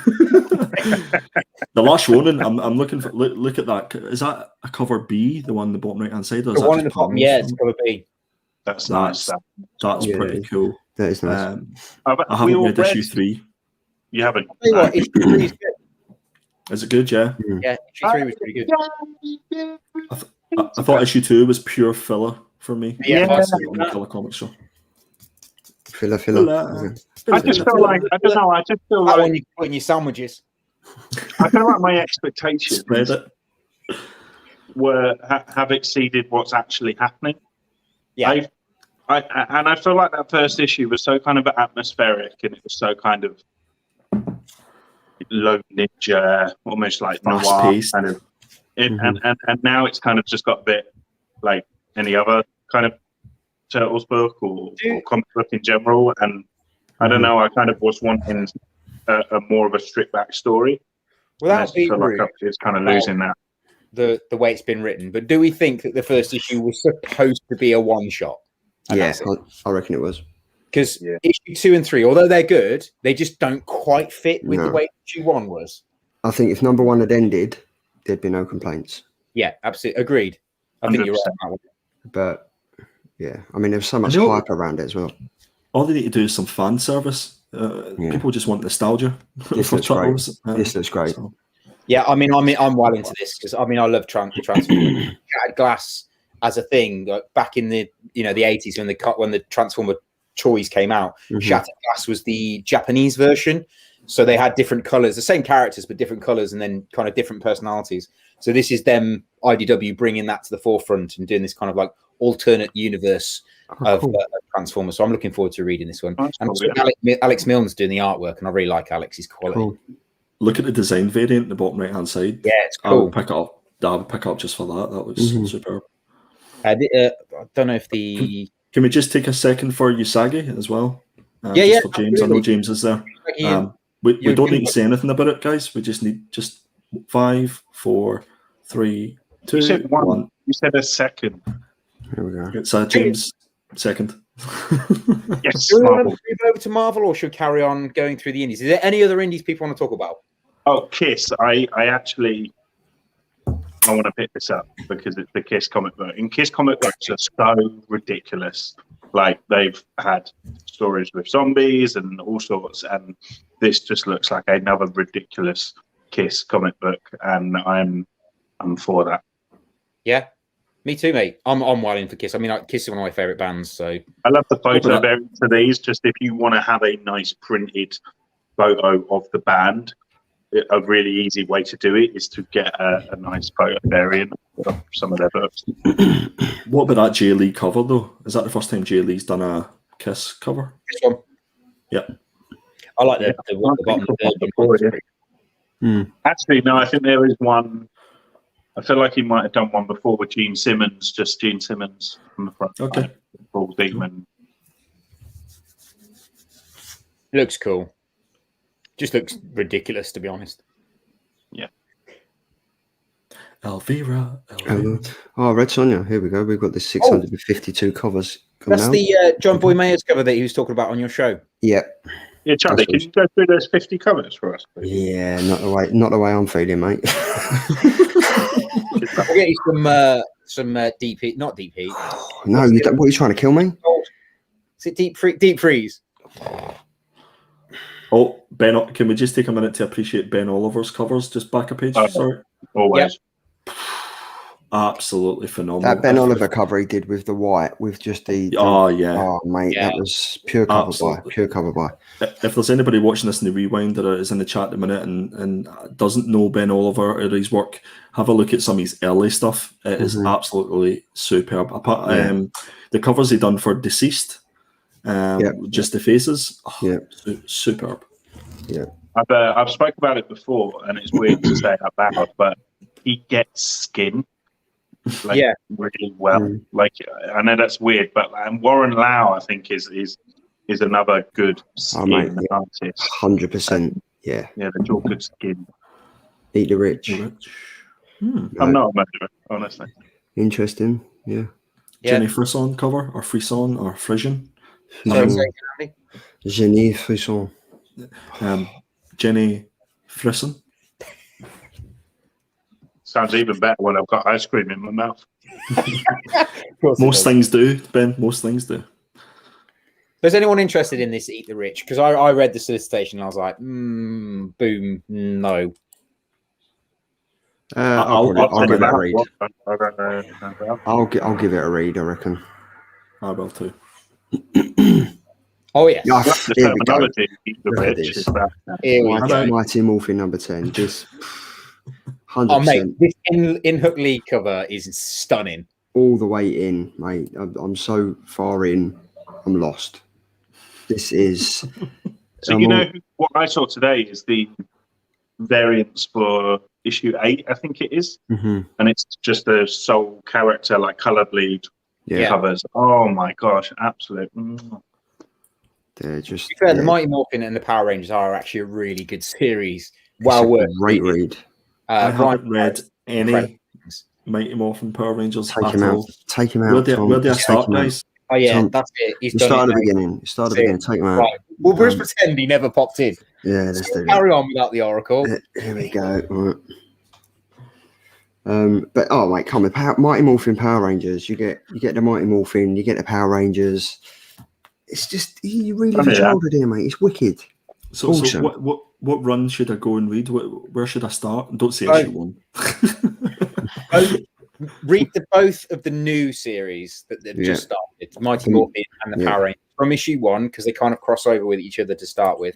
Okay. They're worth reading. If you've got time, go back and read the original Mighty Morphin Power Rangers that they released. But you don't really need to read these, apart from maybe quickly look at Wikipedia and find out who Lord Dakin is. I was going to say, because I tried to jump on at number 1 for Power Rangers and Mighty Morphin, and there was a lot in there that had happened before that had kind of lost me a little bit. No, but definitely this is great. R&R has just replied. He said, I apologise for the delayed response. Travelling to the next honey hole, Prey equals the next Sharon Carter's and Agatha Harkness from NCU. E-Series Prince 2. Hunting comic books. Thank God for that. Ah, thank I'm Jesus. glad I God, said the no. word comic and hunt very quickly just a second ago. comic hunts. Everyone goes to look at his profile, and it's just him just holding an elephant's head Yeah. and a comic book. And But honestly, yeah. Look, this looks quite Oh, good. It's the This. this. Yes. now if Ben's looking forward to this, now obviously me and Ben And massive wrestling fans. WWE as of late has been a bit lackluster, a bit rubbish. But it's been good. All I got to say is, oh, knock out mint. Don't you dare be sour. Clap for Charlie, Andy, and Tom, and feel the power. It's a new day. Yes, it is. Yes, it is.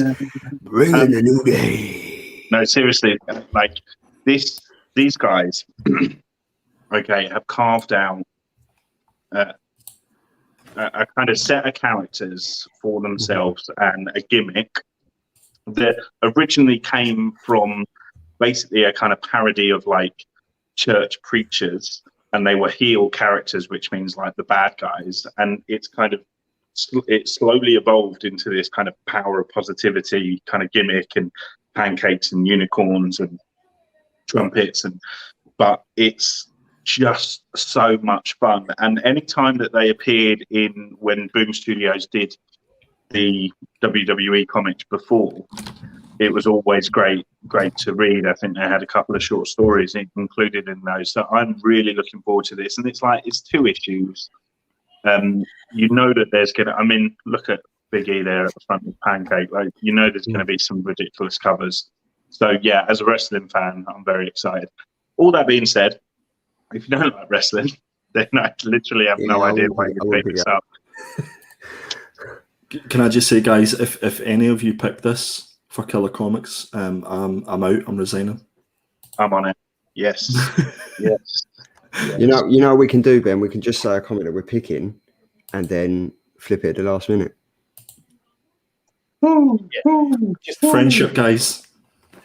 Right here. June House Atreides. Magic. Has anyone read Magic? No. Issue 1 to flip it on eBay. That's it. Issue 1 I thought was okay. I read issue 2 and I was like, yeah, I'm going to sleep now. I know nothing about Magic the Gathering. I read issue 1 and I still don't know anything about Magic the Gathering, so it went straight on eBay. Nice. Flip. Firefly. Love the TV episode on Netflix. Don't like the comic. Abbott and Andy- 1973, remember that, Charlie? Yeah, it was good good. old days. Yeah, it was the good old days. Yeah. Did you read any more? Guys, is anyone reading No. Once a Future? No, I would massively recommend it because I got up to issue 11. really, because I love it. Yeah. It's great, and I've been talking to John Boy Myers about it because he's a huge fan as well. We're both Friend. my friend, Friend. John Boy Myers, friend. My best friend. We had movie nights together. That's it. That's it. See ya. Right, Ben. I love Yeah. the way you draw. He only didn't partake in the pee take there, Tom, because he had a mouthful of Haagen-Dazs. I know. Yeah, I was kind of just thinking. The thing is, I was doing it. Like I was doing a ventriloquist jobby whilst I was eating my ice cream. Well, I'll just leave that one. I'll just move on, shall I? Eve number 4. I know Andy dropped this from his pull list and then swiftly picked it back up.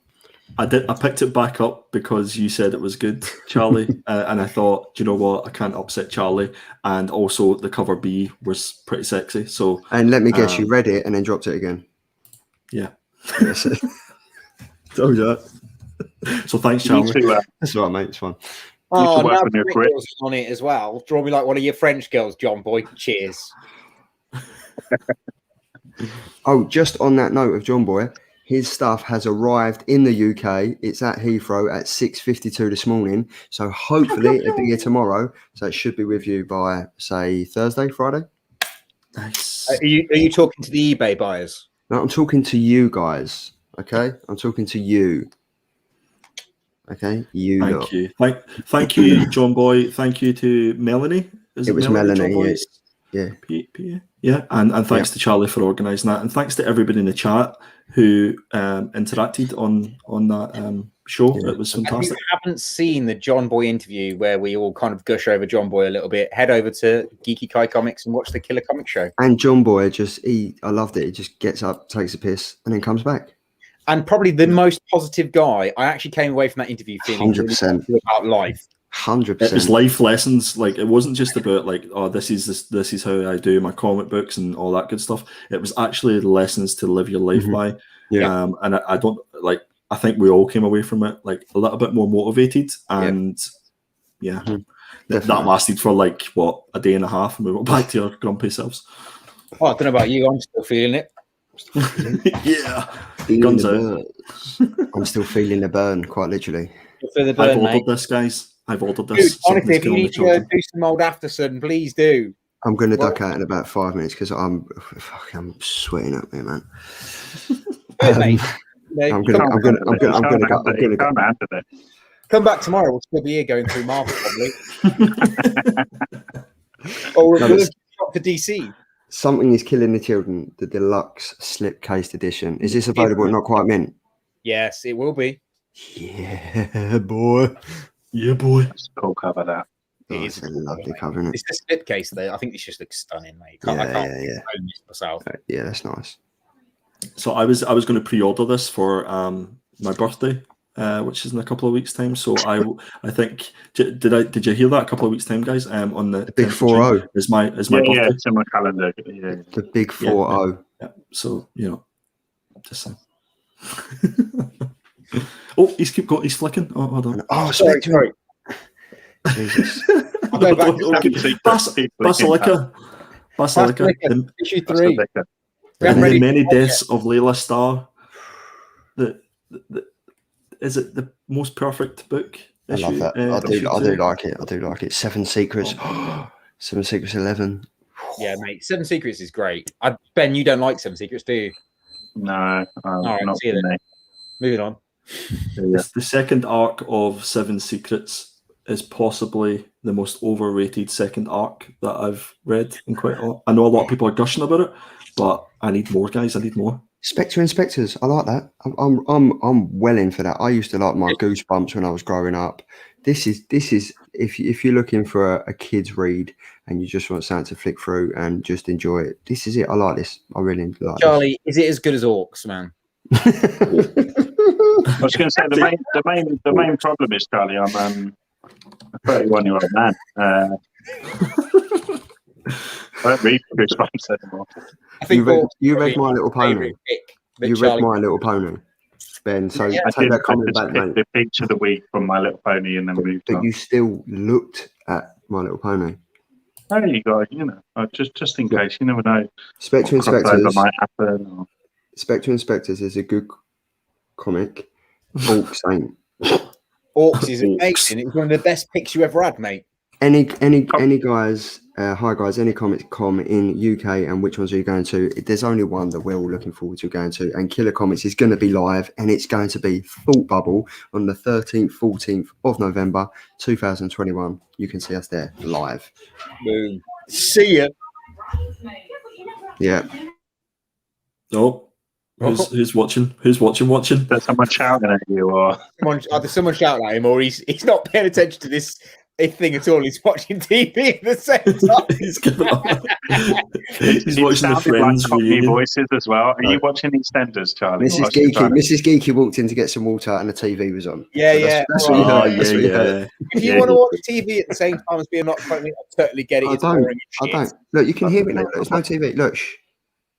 Yeah, that is what it is. That's it. But yeah. Please say we're down on the indies now. I think so, mate. Oh, Porcelain. Go back. Porcelain is smashing. Love it. Yes. Honestly, it's a really good. It's a really good comic. But Ben has the same face on him that he had at the Panels and Pints show that I hosted on my channel. It's the exact same look. That look I'm too expressive. That's the problem. When I start struggling inside, it shows outside, and I can't help it. Sorry. Is there not a way you can just literally just skip to Marvel, Tom? I will do in a minute, mate. I just want to talk about this one. It's the only other indie one that I picked up that I thought would be quite cool to read. And this is this one by Aftershock, which is the dragon incident, which I quite like the idea of. I just love dragons, and the fact that this guy's a detective, I think it's pretty cool. What's it called? Campisi? Campisi, yeah. Campisi. Ah, from the Italiano, Campisi. Campisi. Yes. Very good. We've just lost all of our Italian viewers. Yeah, that's it. Right, I'll. So we want. Yeah, I'll do Marvel, mate. Guys, you'd be really proud of me. I put that tub of Haagen-Dazs back, unfinished. Oh my god! I've literally just learned something. What's that? James has said, is Charlie aware quite a few years ago they invented this thing called sun cream that can be applied to your skin and help block out the harmful rays that pulsate from the surface of the sun? Are you sick? I've been using mayonnaise for years. But that's okay coming from James because he doesn't get sunburn. All his freckles just join up. I was going to say, can someone tell his freckles that? Well, on this one, the blood's just gone to the surface. So... Are we still talking about your sunburn there? Yes, we are, because literally in 5 minutes I am ducking out before I pass out because I'm burning up here, boys. So this is the Fantastic Four anniversary. Is it anniversary or 60 years? Mate. 60 years, man. So I literally just finished today filming and editing my where it all started. Fantastic Four issue 1. Where can people watch that one, mate? It's not out yet. I've got a tasty little backlog going, so that'll probably be online next week. But this week's Captain America and Iron Man. So I'll do my plug at the end when no one's watching anymore.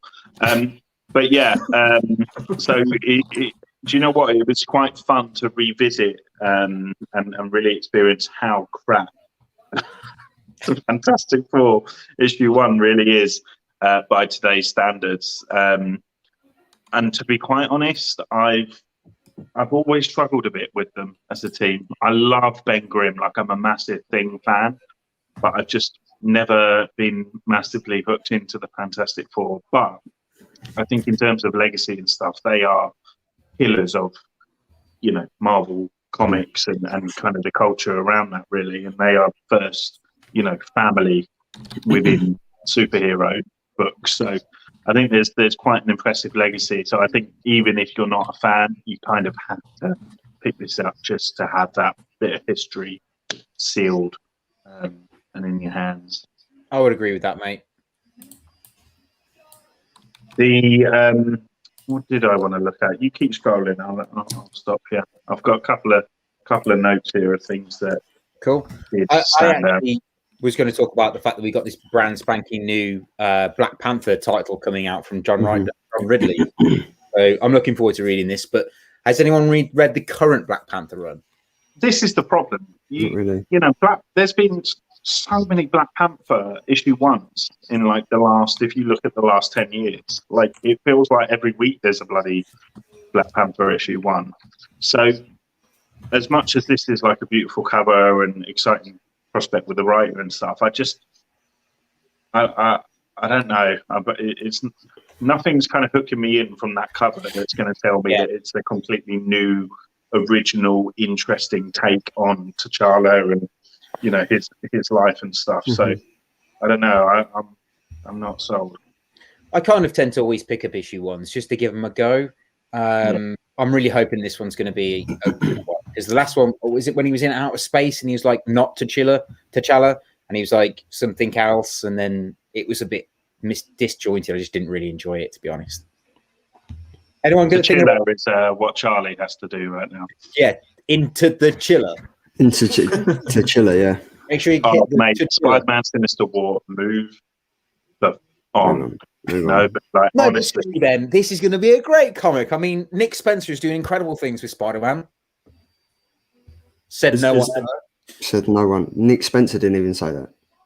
Mark Bagley is the only reason that I would even consider picking it up. Yeah. One of my heroes. I think Spider-Man is he's killing it with the trade card variants at the moment. Yeah. How much time?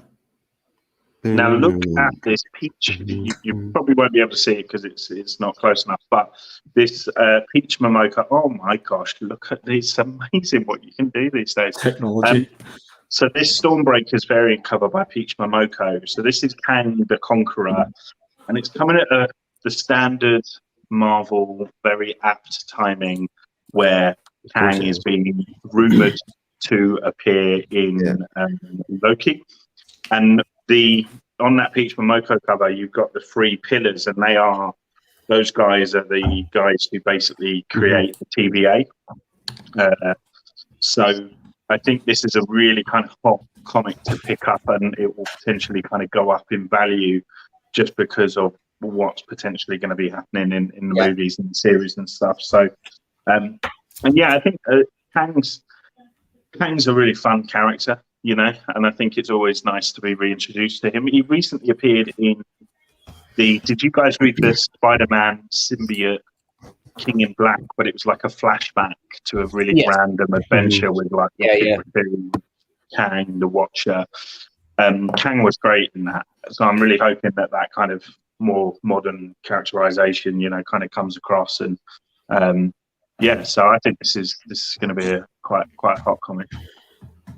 Yeah, I'd agree, mate. I'm looking forward to reading this one. Yeah. Yep. Now, this one I am looking forward to reading. To be fair, X-Men Trial of Magneto, going back to his roots, going back to being evil. Also, I really like this cover. Ooh, that looks cool. Well, we don't know, you know, because it's not confirmed if he's this killer. Someone dies, don't they? And I think he gets blamed for it, but he does. You know, but I mean, him and Charles are absolute dickheads at the moment. Oh, mate, on Krakow, poor. Yeah.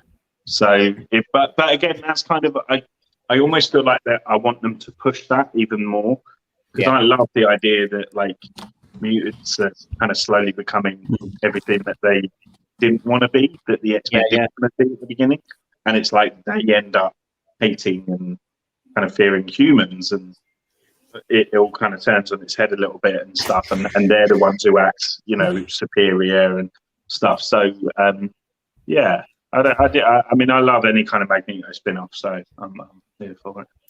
I think just to reiterate Andy's thing, I'm going to duck out, boys. I'm sweating up here. I'm getting well uncomfortable. I am so hot. I feel like I'm actually I feel sunburnt. Look at me. Look, mate. I'm so burnt.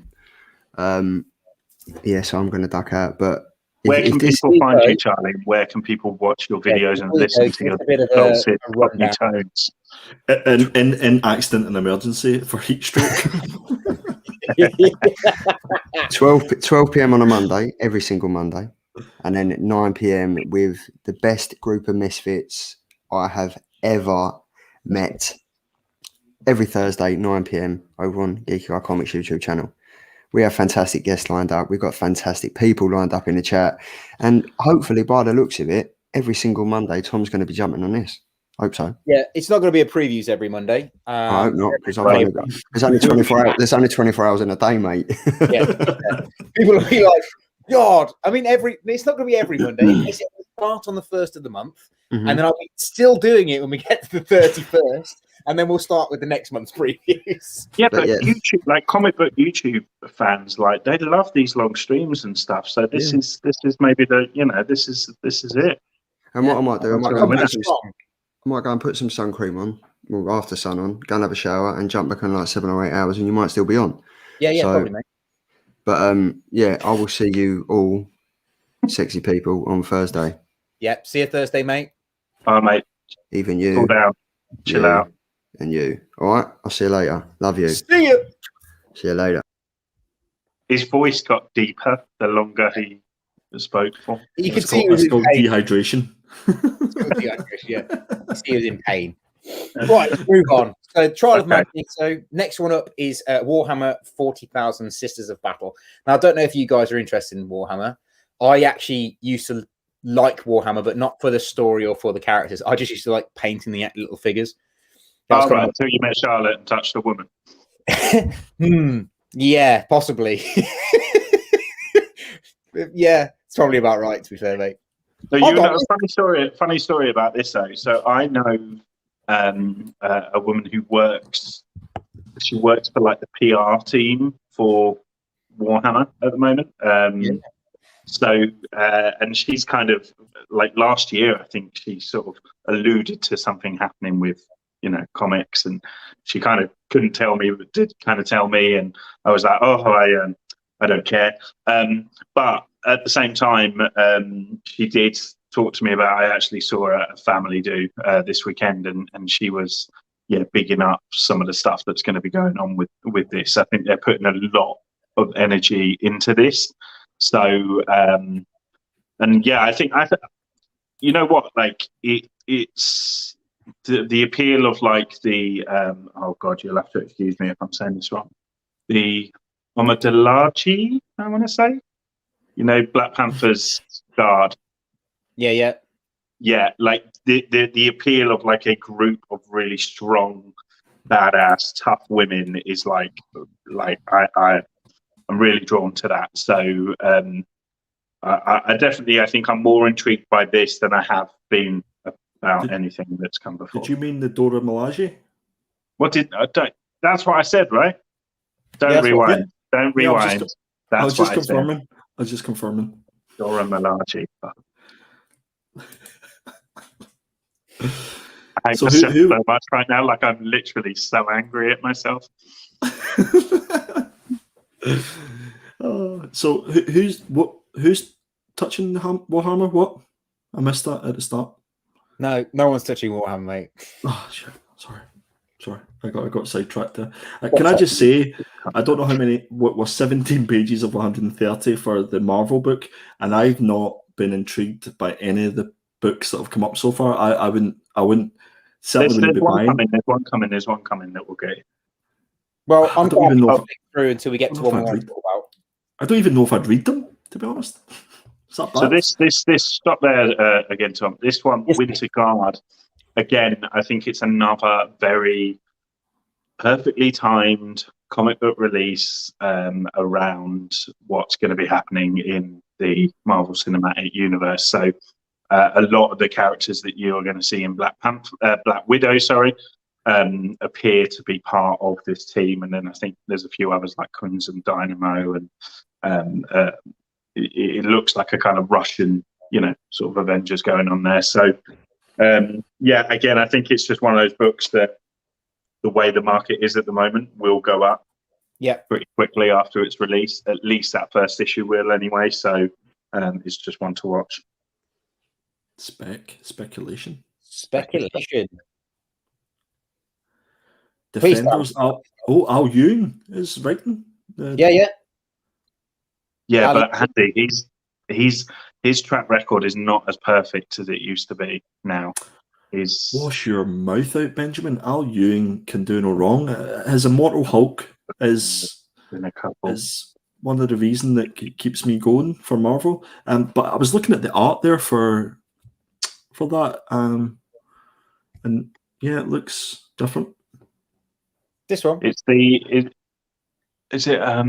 Javier Rodriguez? That one there, yeah, looks okay. Looks all right. I don't know. To be honest, the team is comprised of like some right randomers there. I know the character with the mask. I think he was the character that they explored during the Marvel 1000 issue, that anniversary issue, where like he appeared at various points in time, kind of in everyone's story. Anyway, it was rubbish. You can't beat the original Defenders series as far as I'm concerned. That was the best. That was it. Oh, nice cover. I think this is the only one so far out of the Marvel ones that I'm actually interested in reading, is this Marvel Tech On. And that's just because I like the idea of them becoming Transformers. It's coming. There is one that will... The armor and stuff. It's coming. It's like middle of the book somewhere. Also, I am actually interested in reading these Extreme Carnage things, because obviously they're touching on other symbiotes that I've never heard of, and I'm a bit like we've talked about before, being like a collectionist. I like the idea of like collecting all the symbiote stuff. So I'm probably going to get those just from a collector's point of view. Amazing Fantasy, I'll probably pick this up because I quite like the idea of what they're going to be doing with this, like looking back at like old school stuff, but with the new Marvel characters. I think that's pretty cool. You guys are really Marvel fanboys. Absolutely, mate. Wow. Yeah, pretty much. I'm probably going to get all of these. Stop there. So these covers are absolutely stunning. This is these Asian heritage covers. So yeah, just really, really cool. And if anything, they're just really impressive on like a costume designing point of view. Like, I feel like Miss Marvel's gear there is like really like it's like a really interesting take on it. Very cool. Very, very cool. These are all done by Inhook Lee, and there's 9 covers to get. And if you go over to notquitemint.com, you can purchase all 9 as a bundle. Nice. Who's the other characters? Do we know who the other characters are? Have they been revealed? So you've got that's Miss Marvel. Then you've got Psylocke. Yeah. And then you've got Silk. I'm not really sure who the one is on the Avengers. Is he the? He's not Amadeus Cho, is he? Oh, he could be, yeah. But like as an agent, sort of thing. I'm not sure. Mm-hmm. They are beautiful covers. But he's done one for Wolverine. There's one for Avengers. There's one for the X-Men, which is Armor, the character Armor. That one's really cool. And he's done one for Immortal Hulk as well. Oh, cool. See, I went down that rabbit hole with Alex Ross. Remember the covers he done? I think they ended up being like 36 of them. Every single one I had to get. That's the most kind of cover buys that I've bought in a long time. Whoa. You haven't gone past Spider-Man yet, have you? Hold on. Which one? No, you're right. Keep going. We haven't got there yet. Again, it's a hot book to pick up at the moment. We got Oscar Isaacs literally posted a selfie in front of a ton of like artwork the other day. So I would talk about the X-Men books, but I'm not a fan of them at the moment. But I'm still reading. Right. Stop right there. So Chip Zdarsky is going to be writing Spider-Man Life Story Annual Issue 1. And Mark Bagley's on the artwork. So I think sold. Yeah. I mean, if anyone could take over Spider-Man in the current state that it's in and repair it, it's Chip Zdarsky. So I'm really excited about this. Did you read his life story run, issue 1 to 6? Yes. Yeah. That was fantastic. They're doing a Fantastic Four one of that at the moment as well. So. That's right. Yeah, 100%. Here's a question on Moon Knight. Sorry to digress, but who do you think the villain will be in Moon Knight? I've never got into Moon Knight. Probably Sunlight. You think it'll be Sunlight? See, it'll be some kind of Egyptian next man who is like, a pharaoh of some sort. I don't know. I've just never got into it. I tried to pick up, was it Mark Ellis who did a run on it for a little while, and it's just never really resonated with me in any way. I'm gonna drop some specs. So I'm specking really hard that it's going to be Midnight. It's going to be a character called Midnight, and that was issue number 4 of Mark Spector at Midnight. So make sure you pick that up. It's really, really cheap at the minute, and I reckon that is a really good shout for the villain. There we go. You heard it here first, people. There you go. The Oracle has I've got nothing else on the Marvel front. I'll be back in. Can you hold the fort for just 2 minutes, you guys? I'll let you wrap up this Marvel combo. Yeah, absolutely. There's not really much to talk about. I've got one. Oh, Miles Morales. And see, I'm in, but yeah, Brian Michael Bendis is doing the writing on this. That's one. So that Spider-Man is one book that I'll pick up from the previous catalog for Marvel. Yep. That's. I don't know if that says more about me or if it says more about the Marvel comics. I think you're right, mate. I think personally, I'm probably going to pick up a hell of a lot more indies now going forward. I mean, I'm a huge Marvel fan. I love all the characters, so I will probably pick them up just because I always do. But from a story point of view, hardly any of these are worth reading. No offense to Marvel or their writers. I don't know whether or not some of their creativity is being kind of stifled a little bit, but there's just nothing there to draw me in for Marvel at the moment. And I want it as well. It's nothing to do with characters. It's like, I'm craving a really good story. I'm getting that at the minute with Daredevil. I'm getting that at the minute with Immortal Yeah, Hulk. Daredevil's amazing. I enjoyed Venom for what it was. I was a little bit let down by the King in Black, like everybody else was. But yeah, if they get somebody nailed for Spider-Man and they do it properly, I think, as Ben said there, Chip Zdarsky, Mark Bagley, fantastic combination, or even Donny Cates and Mark Bagley. I would take that. Absolutely. Yeah, absolutely, mate. I think they could get Donny Cates on Spider-Man. That'd be great. Absolutely. What do you think of this cover? So that's apparently the first. This is the first appearance of this Captain America, isn't it? It is, I believe so. Yeah. I'm and really interested to see what the Jeffrey Veregi cover is going to be like for that. Yeah, 100%, mate. He'll do an interesting take on that, I think. Yeah. I mean, I quite like the idea of this, the United States of Captain Americas, where you get to meet them all from different countries and bits and bobs. And I think this mini-series of 5 comics is going to be massive eventually when they come round to doing the films and doing more TV series of these potential other Captain Americas. I think it's going to be absolutely huge. And I do think it's exactly what Ben said earlier. They're just pandering a little bit to the stuff they've got coming out, releasing, I think almost stifling the creativity that they have. I think as long as they do it tastefully. Yeah, I agree. I think this is dangerous of leaning towards somewhere where it doesn't want to go. And I think as long as they do that tastefully, that would be them. America Chavez has been a really great series. Yeah, it's a good really series. Interesting story. I just love her character. She's just so spunky. And I love spunky ladies. I didn't get that when you cracked open that slab, to be honest, Ben. No, I thought that was brutal. Horrible, man. No, because I knew that she was so spunky that she could take whatever I did to... You wanted to release her from her plastic prison. That's what it was. And I did that, and she can breathe now. Well, she can't because I've bagged and brought her and put her away.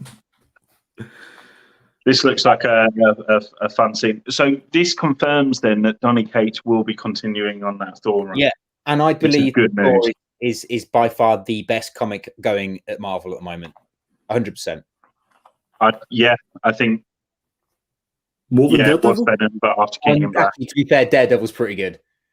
Oh yeah, I'll go Daredevil then Thor. And Marauders. Yeah. And Marauders, yeah. Marauders is so much fun. I do. Thor's a fun read for me.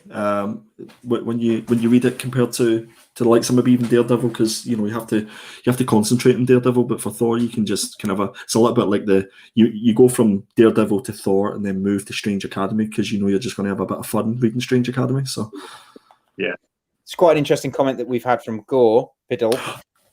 Gore Vidal is in the house. Yeah, the one and only Gore, the Prophet. The Prophet. Do you want me to read them? I was going to say, Baker recently expressed growing irritation at being asked how much dollar he made off Captain America Winter Soldier films. He made 0, and I think that's why Marvel DC are stagnant creatively. Yeah, I don't think, as always, Gore, we cannot argue with your intellect, because I think that's completely right. With a few exceptions, but I think this will be a problem for the big two unless they change their contract. Absolutely. And the thing is, you've got absolutely really dumb marketing moves as well. Dumb that kind of they work until people cotton on to the facts, like don't treat me like an idiot. So for example, DC has a ton of Suicide Squad covers coming in.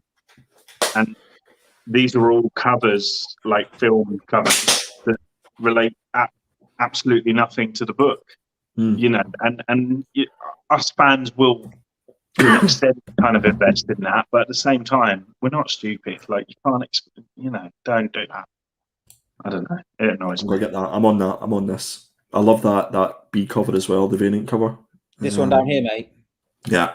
Yeah, it's cool. To be honest, just for that saber alone, this cover is awesome. Yes, 100%. So that's the same saber that is that the same saber that Ray has in the Dark Side scene where she flicks it out or whatever. Does she have one? Yeah, I know what you mean. Yeah. She looks like the evil version of her. She does. Yes. Oh, Gengar. John Tyler Christopher action figure covers. I'm all in. It doesn't matter what he does. In, mate. Absolutely Okay, brilliant. guys, little fantasy of mine is that they bring back the voice of Dengar in the Clone Wars to play him in live action in the Boba Fett series or in something, and that is Simon Pegg. To have Simon Pegg play a live action Dengar. But that being said, I think in the future version of Dengar's, like he actually appears in the the most recent film. I erased it from my memory because it's so bad. Hello. But yeah, anyway, Dengar apparently appears in that film, and Rise of Skywalker, sorry. But he's like a literally like full robot by that point. So maybe that won't work. But anyway, Dengar chat. Toys. Toys. Well, hold on. I've gone past toys. Oh. I Those, love this Palace, to be fair. those Diamond Gallery Select statues are so cool and really like affordable. They're like 40 quid each. It's and really they display fantastically as well. Like, you know. Right. Well, unless you want to go through the omnibuses and the hardcovers, shall we get on to DC and then I can let you all go home to bed? DC. Yeah, we'll whiz through DC. Yeah. To be fair, there's only one particular book I want to talk about from DC. If I'm perfectly honest. Are we going to pick our top 5 the next time we do this? Then, Tom, is that going to be the idea? Yeah.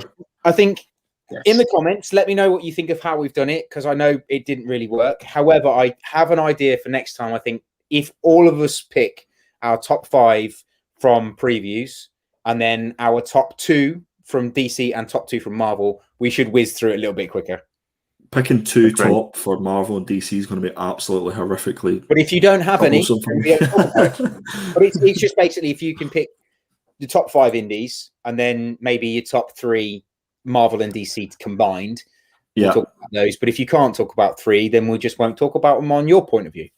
Yes. I'll do yours for you, Andy. I'll do your Marvel ones for you. Yes, bro. But I think this has been enjoyable. I think it's been good. I think a lot of people don't go through the previews magazine or the DC Connect. They don't know that it exists. So I think what we maybe think about doing for the next one is giving a little bit of an overview of, you know, when these come out, what the purpose of this is for. So if somebody gets these magazines and they see something that they want, what do they do with it? Because we know what they have to do as a retailer, you know, Tom, but I'm sure there's a lot of people that watch this in the rewind and haven't got a clue. Yeah, well, to be fair, to answer that question, these are all available online. You can get your DC Connect online for free from the DC website. You can pick up your preview magazine and your Marvel magazine from any decent comic book shop. You can also get them online from the Previews World website. You've also got an app you can get from any Android or Google or Apple. You can get the application for it and then download them to your phone. If you want to order any of these books, you basically just contact your local comic book shop, or you head over to notquitemint.com because we have them all, and you can order it directly from us or your local comic book shop. Support your local comic book shops, guys. It is worth doing because it keeps them going, and we only do it because we love it and we like interacting with people like yourselves. So yeah, make sure you support your local comic shops. 100%. And if there's if there's something that isn't on the Not Quite Mint website or in your LCS, then there's a little code that is attached to every single book that you'll see in these magazines. And you just give that to them and they can look it up in their system and put the order through for you there. So if you've got that code, that makes their life a lot easier. Yeah. And also, again, because a lot of stuff, because we get given spreadsheets and we just bang them on the website and we put all the information and all the artwork, and that's how I do it anyway. So some stuff does get missed. And when it does get missed, like Andy said, if you can give us the code, we can find it and make sure that we can get it for you. So, you know, if it isn't on the website, doesn't mean we can't get it or we don't have it. It just might mean that it got missed in the upload. That's all. So make sure you give us a shout on that one. And we've just looked at some toys there as well. I'm assuming that if the guys see any toys or anything like that, backing boards, boxes and all that good stuff, then you can sort them out as well with that. Yeah, absolutely. 100%. Sweet. So, notquitmint.com. Notquitmint.com. So, DC Connect, here we go. You guys are marketing and heroes, I think. It's why I'm glad Andy's here because otherwise I'll be going. You know the bit in Bruce Almighty when he's like, yeah, that's me all over. I'm an absolute shambles, but never mind. That's why people love me, I think. Absolutely. Well, what do you say? Well, I've just seen a comment by Jason Hall. He's just mentioned the Not Quite Mint crate, which actually the Not Quite Mint crates for May end today in 2 hours. You've got 2 hours to pick up your May Not Quite Mint crate, and that is it. We are going to be continuing doing Not Quite Mint crates, but they're going to be a slightly different coming in the next month. So if you want to make sure you get the May crates, which have been the ones which you get 6 comics, so you get 3 exclusives, 1 Virgin, 2 trades that are any of our exclusive covers. Could be absolutely anything we have on the website. Could be something brand new, could be something we've had for a while. You could also get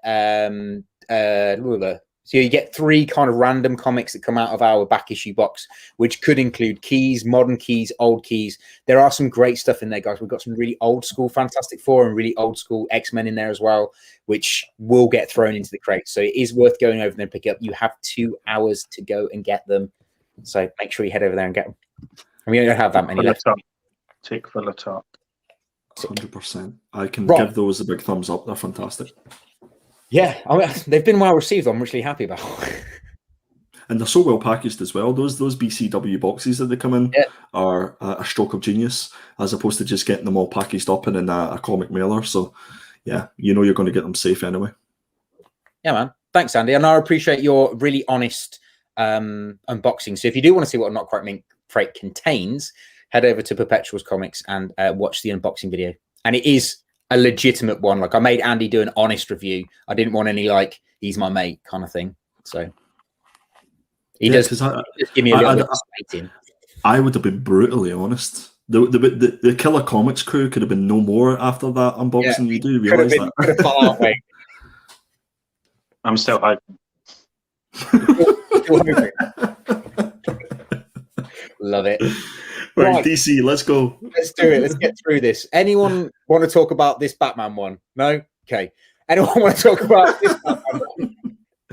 Can we just take a moment to so the header at the bottom, the header at the top of that comic, Batman Fear State Alpha. Okay, so that's going to be in every single book, and you've paid artists a small fortune to create a beautiful cover, like this one, and you're going to put that at the top of it and absolutely ruin it. Yeah, you're right, guys. Please, come on. This is Future State all over again. And also, they are going to do it, aren't they? This is the first issue of Fear State. We're going to get another set of books, but they're called Fear State rather than Future State. And also, none of us are exactly like really excited about the prospect of like Scarecrow and what he's up to and stuff. Like, none of us are chomping at the bit for that currently. Nope. And unfortunately, it doesn't look like it. It looks like it's only the beginning. Of what somebody's buying these. Somebody's buying them. Somebody must be buying these, or they wouldn't. Keep this doing is where they make their bloody money, because they do these awesome design variant covers that this people is would just throw money at. I love these design variants. Well, these design covers are amazing. But the one thing is as well is the crossover like into Future State is like fully happened now. Like we've got the Magistrate and stuff like that all happening. So like, I don't know at what point do they go, oh, we got back to where we were. Like Future State was like basically 2 weeks in 2 weeks time state. It's ridiculous and rubbish. And DC, sort it. DC. Nope. I am actually interested in this, to be fair. Yeah. This is. I thought this was digital though. No, it's actual comic, mate. You can actually buy it. Proper one. That is great news, because I was adamant that it was only going to be released as a digital. So I am really happy about it. I don't know if it's a one shot though. I think it might be an ongoing series, which is pretty cool. I've seen some of the designs and stuff, and I think they're exploring like what Two-Face would have been in that version, like you know, the Billy D. Williams sort of version of Two-Face and stuff. So I'm excited. Nostalgia sells, guys. I say it all the time. Nostalgia sells, and this is why we are going to pick up this book. And this is straight from the trading card as well. I think it was trading card number 1 of the Batman set, and I can remember this. I'm back to a kid. I'm got swapped. You want to swap that one in the playground and stuff like this? You look at this image and you can literally hear the soundtrack. Oh, mate, yeah. Like, mate. It's the same as this one as well, isn't it? Because the whole Superman as well. They're doing it again with Superman too. Like, no, I'm out. No? Sorry, no. You're not Christopher Reeve? My least favorite superhero. Oh, to be fair, yeah, I know. And that's why we're friends, Andy. Ultimately, that's why we're friends. Yeah. Well, because you both don't like Superman. To be fair, I don't like Superman. Yeah, like, I basically modelled myself on Lex Luthor because I hate Superman that much. Right, well, move on then. I'll move on from this. Lobo, my favourite DC character. And if I'm going to buy any book and get it framed, it's going to be Superman versus Lobo. But we just know that Superman's going to win against Lobo. So I don't know how I feel about that. But yeah, Lobo is kick-ass. Yeah, Lobo is cool. Now, this is the book I want to talk where's about. Ben? Where's Ben? So might have to come back to it when he comes back. Oh, he's here. So this is the book. I'm just closing the curtains because I'm streaming in my kitchen and just want a bit of privacy, you know, with us three here. I just want to feel like it's just us. And it was us three, Ben. And it was us three, but now it's us four because Clown Hunter. Highlight that guy. Highlight that guy. I don't know. Wait, hold on. Don't highlight me because I want to see the book. I've not seen this. Have you not seen this? No, I've not seen this. Oh my God, that's awesome. That's so cool. I'm so happy. Oh God, I feel relieved. Are you going to do a Clown Hunter cosplay for Thought Bubble? No, because I'm a fat 31-year-old and not a skinny, 16-year-old, unfortunately. The thing is, he might turn into a 31-year-old at some point. It could be I cosplayed Quentin Quire once and I just did not do it justice. So I learned the hard way, but this has made me so happy because I was so worried that they'd just dropped the character. Like the last we heard of him, he was doing admin for his psychiatrist. So I am super, super happy with that. And I just think it's such a look at the cover. Oh, and the variant as well. God damn it, I'm buying it all. Luke has just said down the chat that he's never seen Ben so happy, but Luke, you didn't see him at the start of the show when he had a tub of Häagen-Dazs. Häagen-Dazs. That was Ben at his happiest. Yeah, so I'm a man of simple things, Häagen-Dazs and Clown Hunter. And I'm set. So I'm putting you down for one of these then, Ben. It's on your pull list. Yeah. Good lad. Yeah, I don't even have a pull list, but I'm going to start a pull list just for this. Just do it, mate. This is the one this is the only book pretty much out of all of DC that I looked at during this week on the DC Connect. I thought, yes, I'm going to read this one because it's a brand spanking new book. It's about him and about a mission that he's on, which I quite like. And because he's a brand new character and I liked him he was the only thing I think that came out of Joker Wars that I enjoyed. So yeah. I really want to read this. He's such a compelling character and the design is so awesome and it's real kind of grassroots superhero. Like it's almost like a kick-ass character or something, he's throwing it all together and I love the idea of his origin and I honestly think they were onto a winner with his relationship with Harley Quinn. I think that could have been such an interesting team up and oh my gosh, that is cool. I haven't seen this either. Okay, so when we say we were going to skim through DC, we have to slow down a bit. This is covered by though, guys. This is covered by. That is a cover by. 100%. Is that Black Label or is it just normal? No, it's just normal, mate. Normal job. What's the story about roughly? I'm going to zoom in and I'm going to let one of you guys read it. There we go. It's story time. The GCPD discovered a mysterious corpse, a magical box, and a murderer's row, and the city's most dangerous villain sitting in a jail cell. Now all they need to figure out is what exactly happened. Fortunately, one suspect is willing to talk. Unfortunately, it's the Joker. Now, superstar writer Matthew Rosenberg, magnificent artist Jesus Marino, and a multitude of rising star artists invite you to spend a night in the Gotham Central interrogation room for a dozen tales of murder, mayhem, and mystery as told by the clown prince of crime himself. Can you solve this puzzle before the sun comes up? Do you know what, Wow, Andy? that was a long synopsis. Amazing. I love you. I said that in one breath, guys. I'm feeling even more queasier than I did before. To be fair, that sounds pretty intriguing. I agree. The best thing about Batman is his rogues gallery, and if this is like focused around a character study of said rogues, I think that's pretty cool. Sorry, that cover's done by Chip Zdarsky. Whoa! What? Awesome. Nice. That looks like that could be up there with the Jock, you know, the famous kind of Joker cover. Wash your mouth out, Benjamin. Wash Cool, your mouth that's out. like, I reckon Moving that on. would really well. And again. And again. And again. Oh, actually, to be fair, I'm going to pick this one up purely for a cover buy because you've got a David Nakayama of this bad boy. Sir David Nakayama. What a cover. King Nakayama. King That is awesome. The Pennyworth thing, like, because they did the Pennyworth TV series, haven't they? And it's like the last character that I needed to see in like an origin series for. Yeah, pretty that much. Harlequin book is horrendous artwork, by the way. If you want to see the worst artwork, hold up on those case files, then look at Harlequin. This one. Yeah, mate. Like, I'm kind of open-minded for a little bit of an abstract take on things, but you literally can't make out the features on a face. The artwork's that abstract. It's really not great. I don't know whether it's going to be different for the annual or what, but yeah, Probably not, mate. Suicide Squad's been an okay read recently, and yeah, these case file, like, I'll be buying these purely for having a hard copy print of, you know, John Cena, Peacemaker, and Yeah. You should get those graded, Ben. I reckon if you were going to get your first book graded, I think they would display really well in your man cave there.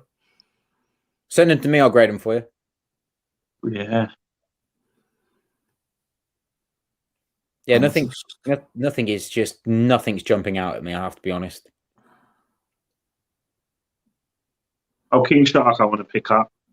Yeah, special edition free comic book day version. I think it would be fun. I think it would be cool. I think it would be more of that like modern take on King Shark being the like rough kind of, you know, rough and ready bruiser kind of character over what he used to be, which is kind of the camp super. Oh, villain. hello. Nice. Batman Reptilian. Nice This was the DC Black Label version of this. Well, it is a DC Black Label. The issue 1 was we got on notquitemate.com. It's been premised as like a brand spanking new reptile style character. So far, pretty much everyone is guessing it's Killer Croc, so it's not a brand new character. Right, yeah.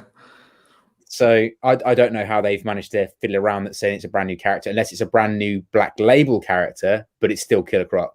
I don't know. Yeah. And a quick question about the free comic book day comics. So Yeah. a lot of people would go to their LCSs to pick up comics because it's free comic book day, but a lot of people aren't aware that they actually cost the retailer to pick up. And am I right in saying there's like a minimum order that you have to pick up? Yeah, so they're about, I think it works out about, it's either 25 pence or 50 pence per book. So we end up buying a load to be able to give away with purchases, or like, again, completely free if you come into the shop, as it were. But we don't have a shop, so we're giving them away with any purchases. Yeah. But the minimum order is about 50 to 55 of each book. So I guess you have to buy, say, for instance, like with Marvel and DC and some of Boom, they're gold tier. So you can't buy any gold tier unless you buy enough silver tier. Right. Okay. So I guess as somebody who buys comics and anybody who is going in free comic book day, to bear that in mind. Like, you know, if you're going to go in just for those, then buy something, that to cover the costs and stuff like that, because I would see people that have never been in an LCS before and literally just go out with a stack of books, and they're all free comic book day books. And the worst of it is I've seen people outside, and then in the bins there is free comic book day comics lying in the bins because people just bought them or just picked them up because they're free. So just bear that in mind, guys. I mean, if you are going to go into your LCS, is buy something. Frizzen. Reason. You can see one of those Suicide Squad movie variants that I was talking about earlier as well. From here. Yeah, absolutely awesome. Like Polka Dot Man, Ratcatcher 2, like really cool. But again, not related to the book. What else have they done them on, mate? Do you know? God, all over. I think there's about 7 or 8 of them. So they kind of spread out over a number of different titles. Really cool ones. I'm looking forward to reading this week and doing it for the Killer Comic Show. I don't know much about Lobo, and like really kind of brief overview of Lobo, and I've never read anything with Crush in, so I might use it as a starting point for the two of them. I'm worried about that book, actually. I'm glad that you picked it, Tom, but because I'm such a Lobo fan, I'm just worried what they're going to do with him. The only reason I like this book is for the Simon DeMeo covers, because I think this is a really cool connecting cover from Simon DeMeo where you've got Harley and Punchline. But other than that, I don't think Future State Gotham's been any good. But they have that Future State Order, which ruins. Yeah, oh yeah, really does. I can't believe it's still a thing. Like, so confused. Oh, there's another one of your variants, mate. It's on Green Lantern. That's quite nice. Looks a bit like Alex Ross, to be fair. Yeah, there was one on that Future State Harley as well, actually. I just saw with the. Oh, yeah, at the bottom. King Shark job. Big Sylvester Stallone. And I quite like that one. The Big Shark job. Yeah, I think that might be my favourite one out of all of them. There is also another one with Weasel on. And I'm already madly in love with this one. Gunn's version of Weasel. No, it's another one. But I'll be picking that one up as well because Peacemaker's on it. Oh, and I like that one as well. Did you say those are all connecting covers? I take it. No, they're all from different artists, different styles featuring. No, but if you look at those last two, they surely connect. That one, and then that one. That's definitely connecting. I don't think it was. Yeah, because the rock here at the bottom. There's a little rock bit here, and obviously there's rocks here. Yeah. I will look into that then. I know some of them are completely different to those though, but yeah, if they're connecting, then mate, let's be honest, I'm going to be the bloody mug that picks them all up and well, they connect this sort of activity. Just take your credit card. There you go. I've kind of just flicked through these books. Anyone interested in these yet? Oh, actually, to be fair, Robin's a really good read. Yeah, I read issue 2. Charlie made me. Really? I actually think Robin's pretty cool. Yeah. I also really like this variant cover. That's a cool cover. Yeah. Rorschach, terrible. Great covers though, like yeah. Scooby Dooby Doo, where are you? Zoinks. We're doing really well going through this DC. We've not said anything for a while. Just looking at covers, basically. Sometimes silence goes a long way, Tom. Just okay, I'll shut up. That's a great cool cover, but it's Superman. So move on. Do you know that's one of the DC's biggest selling books is Scooby Doo? Okay. Yeah, sells hundreds of thousands every week. That one's quite cool, mate. The Suicide Squad one. Yeah. And to be fair, I am enjoying that Joker book. Yes. So. Yes, mate. Definitely looking forward to this. Andy, I noticed because of this particular book that I'm guessing there's only going to be this many issues. Because each one has been highlighted in the books. Yeah. That's exactly it, yeah. Yeah, that's pretty cool.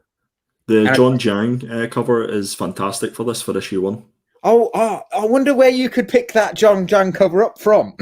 Notquitemint.com. Just as well you said that, because I literally was about to say eBay. We're doing it. We've got the John Jang cover. That is a superb cover. It's me. On my own. Just you. Just me. Just me. I love Swamp Thing. It's great. Oh, that's a nice cover. Yeah. That's pretty special, actually. Who's the artist? Yoon.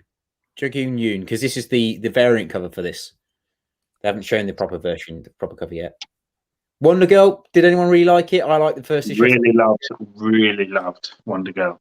First Yeah. issue. I like to Oh, premise. that It was quite very good. stunning as well. Yeah, that variant's wicked.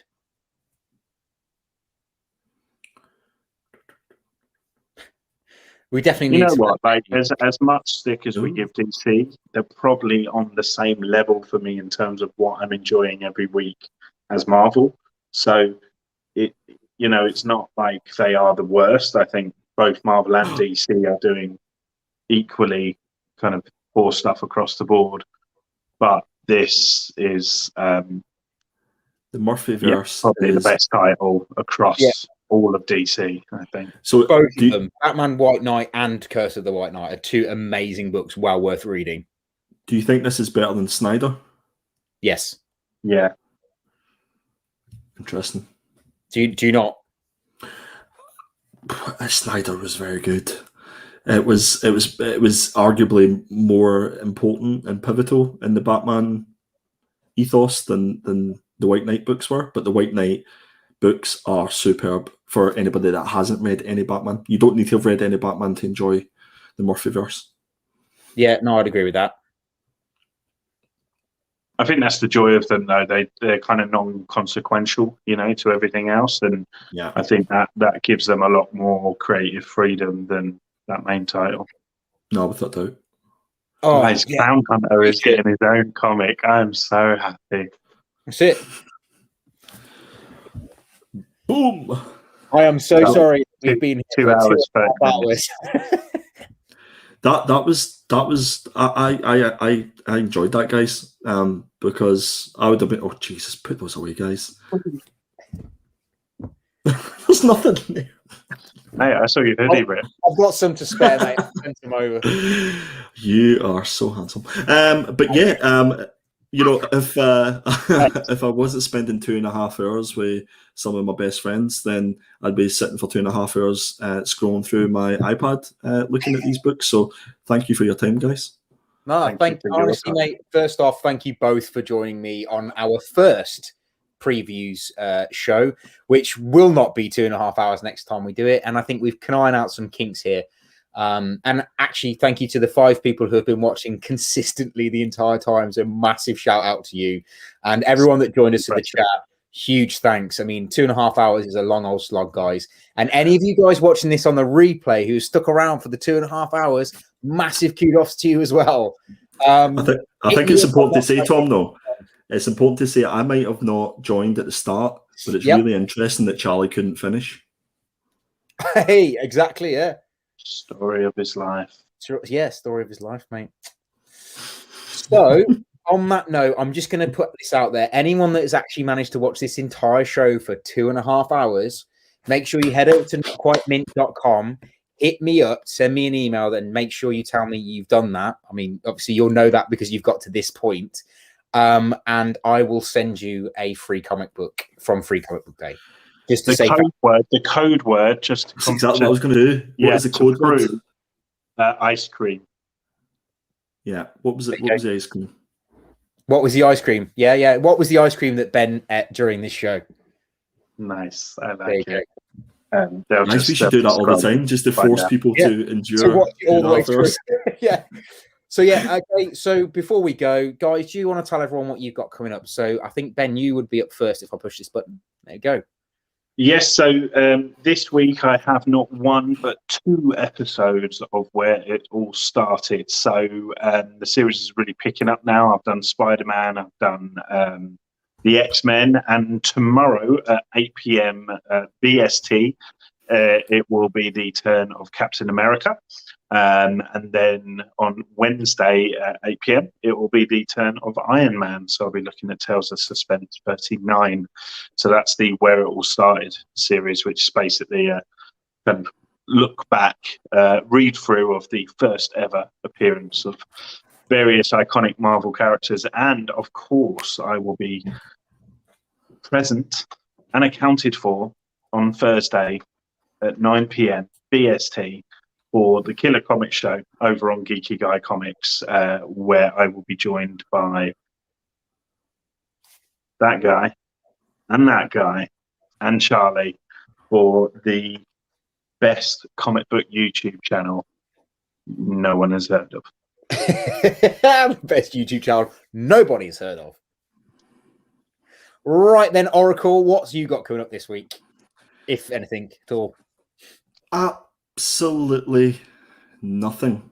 It's been quite the day, everybody. It's been quite the day. If you go to my channel at the moment, there's no videos on my channel. I took all my videos down today.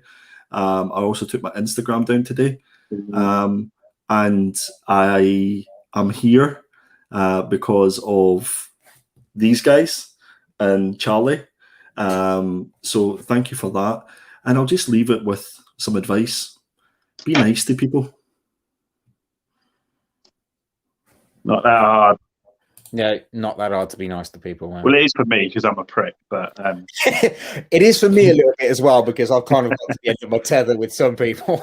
But you're a lovable prick, Ben. That's the main thing. You're my prick. Oh, there you go. That will be written on my gravestone.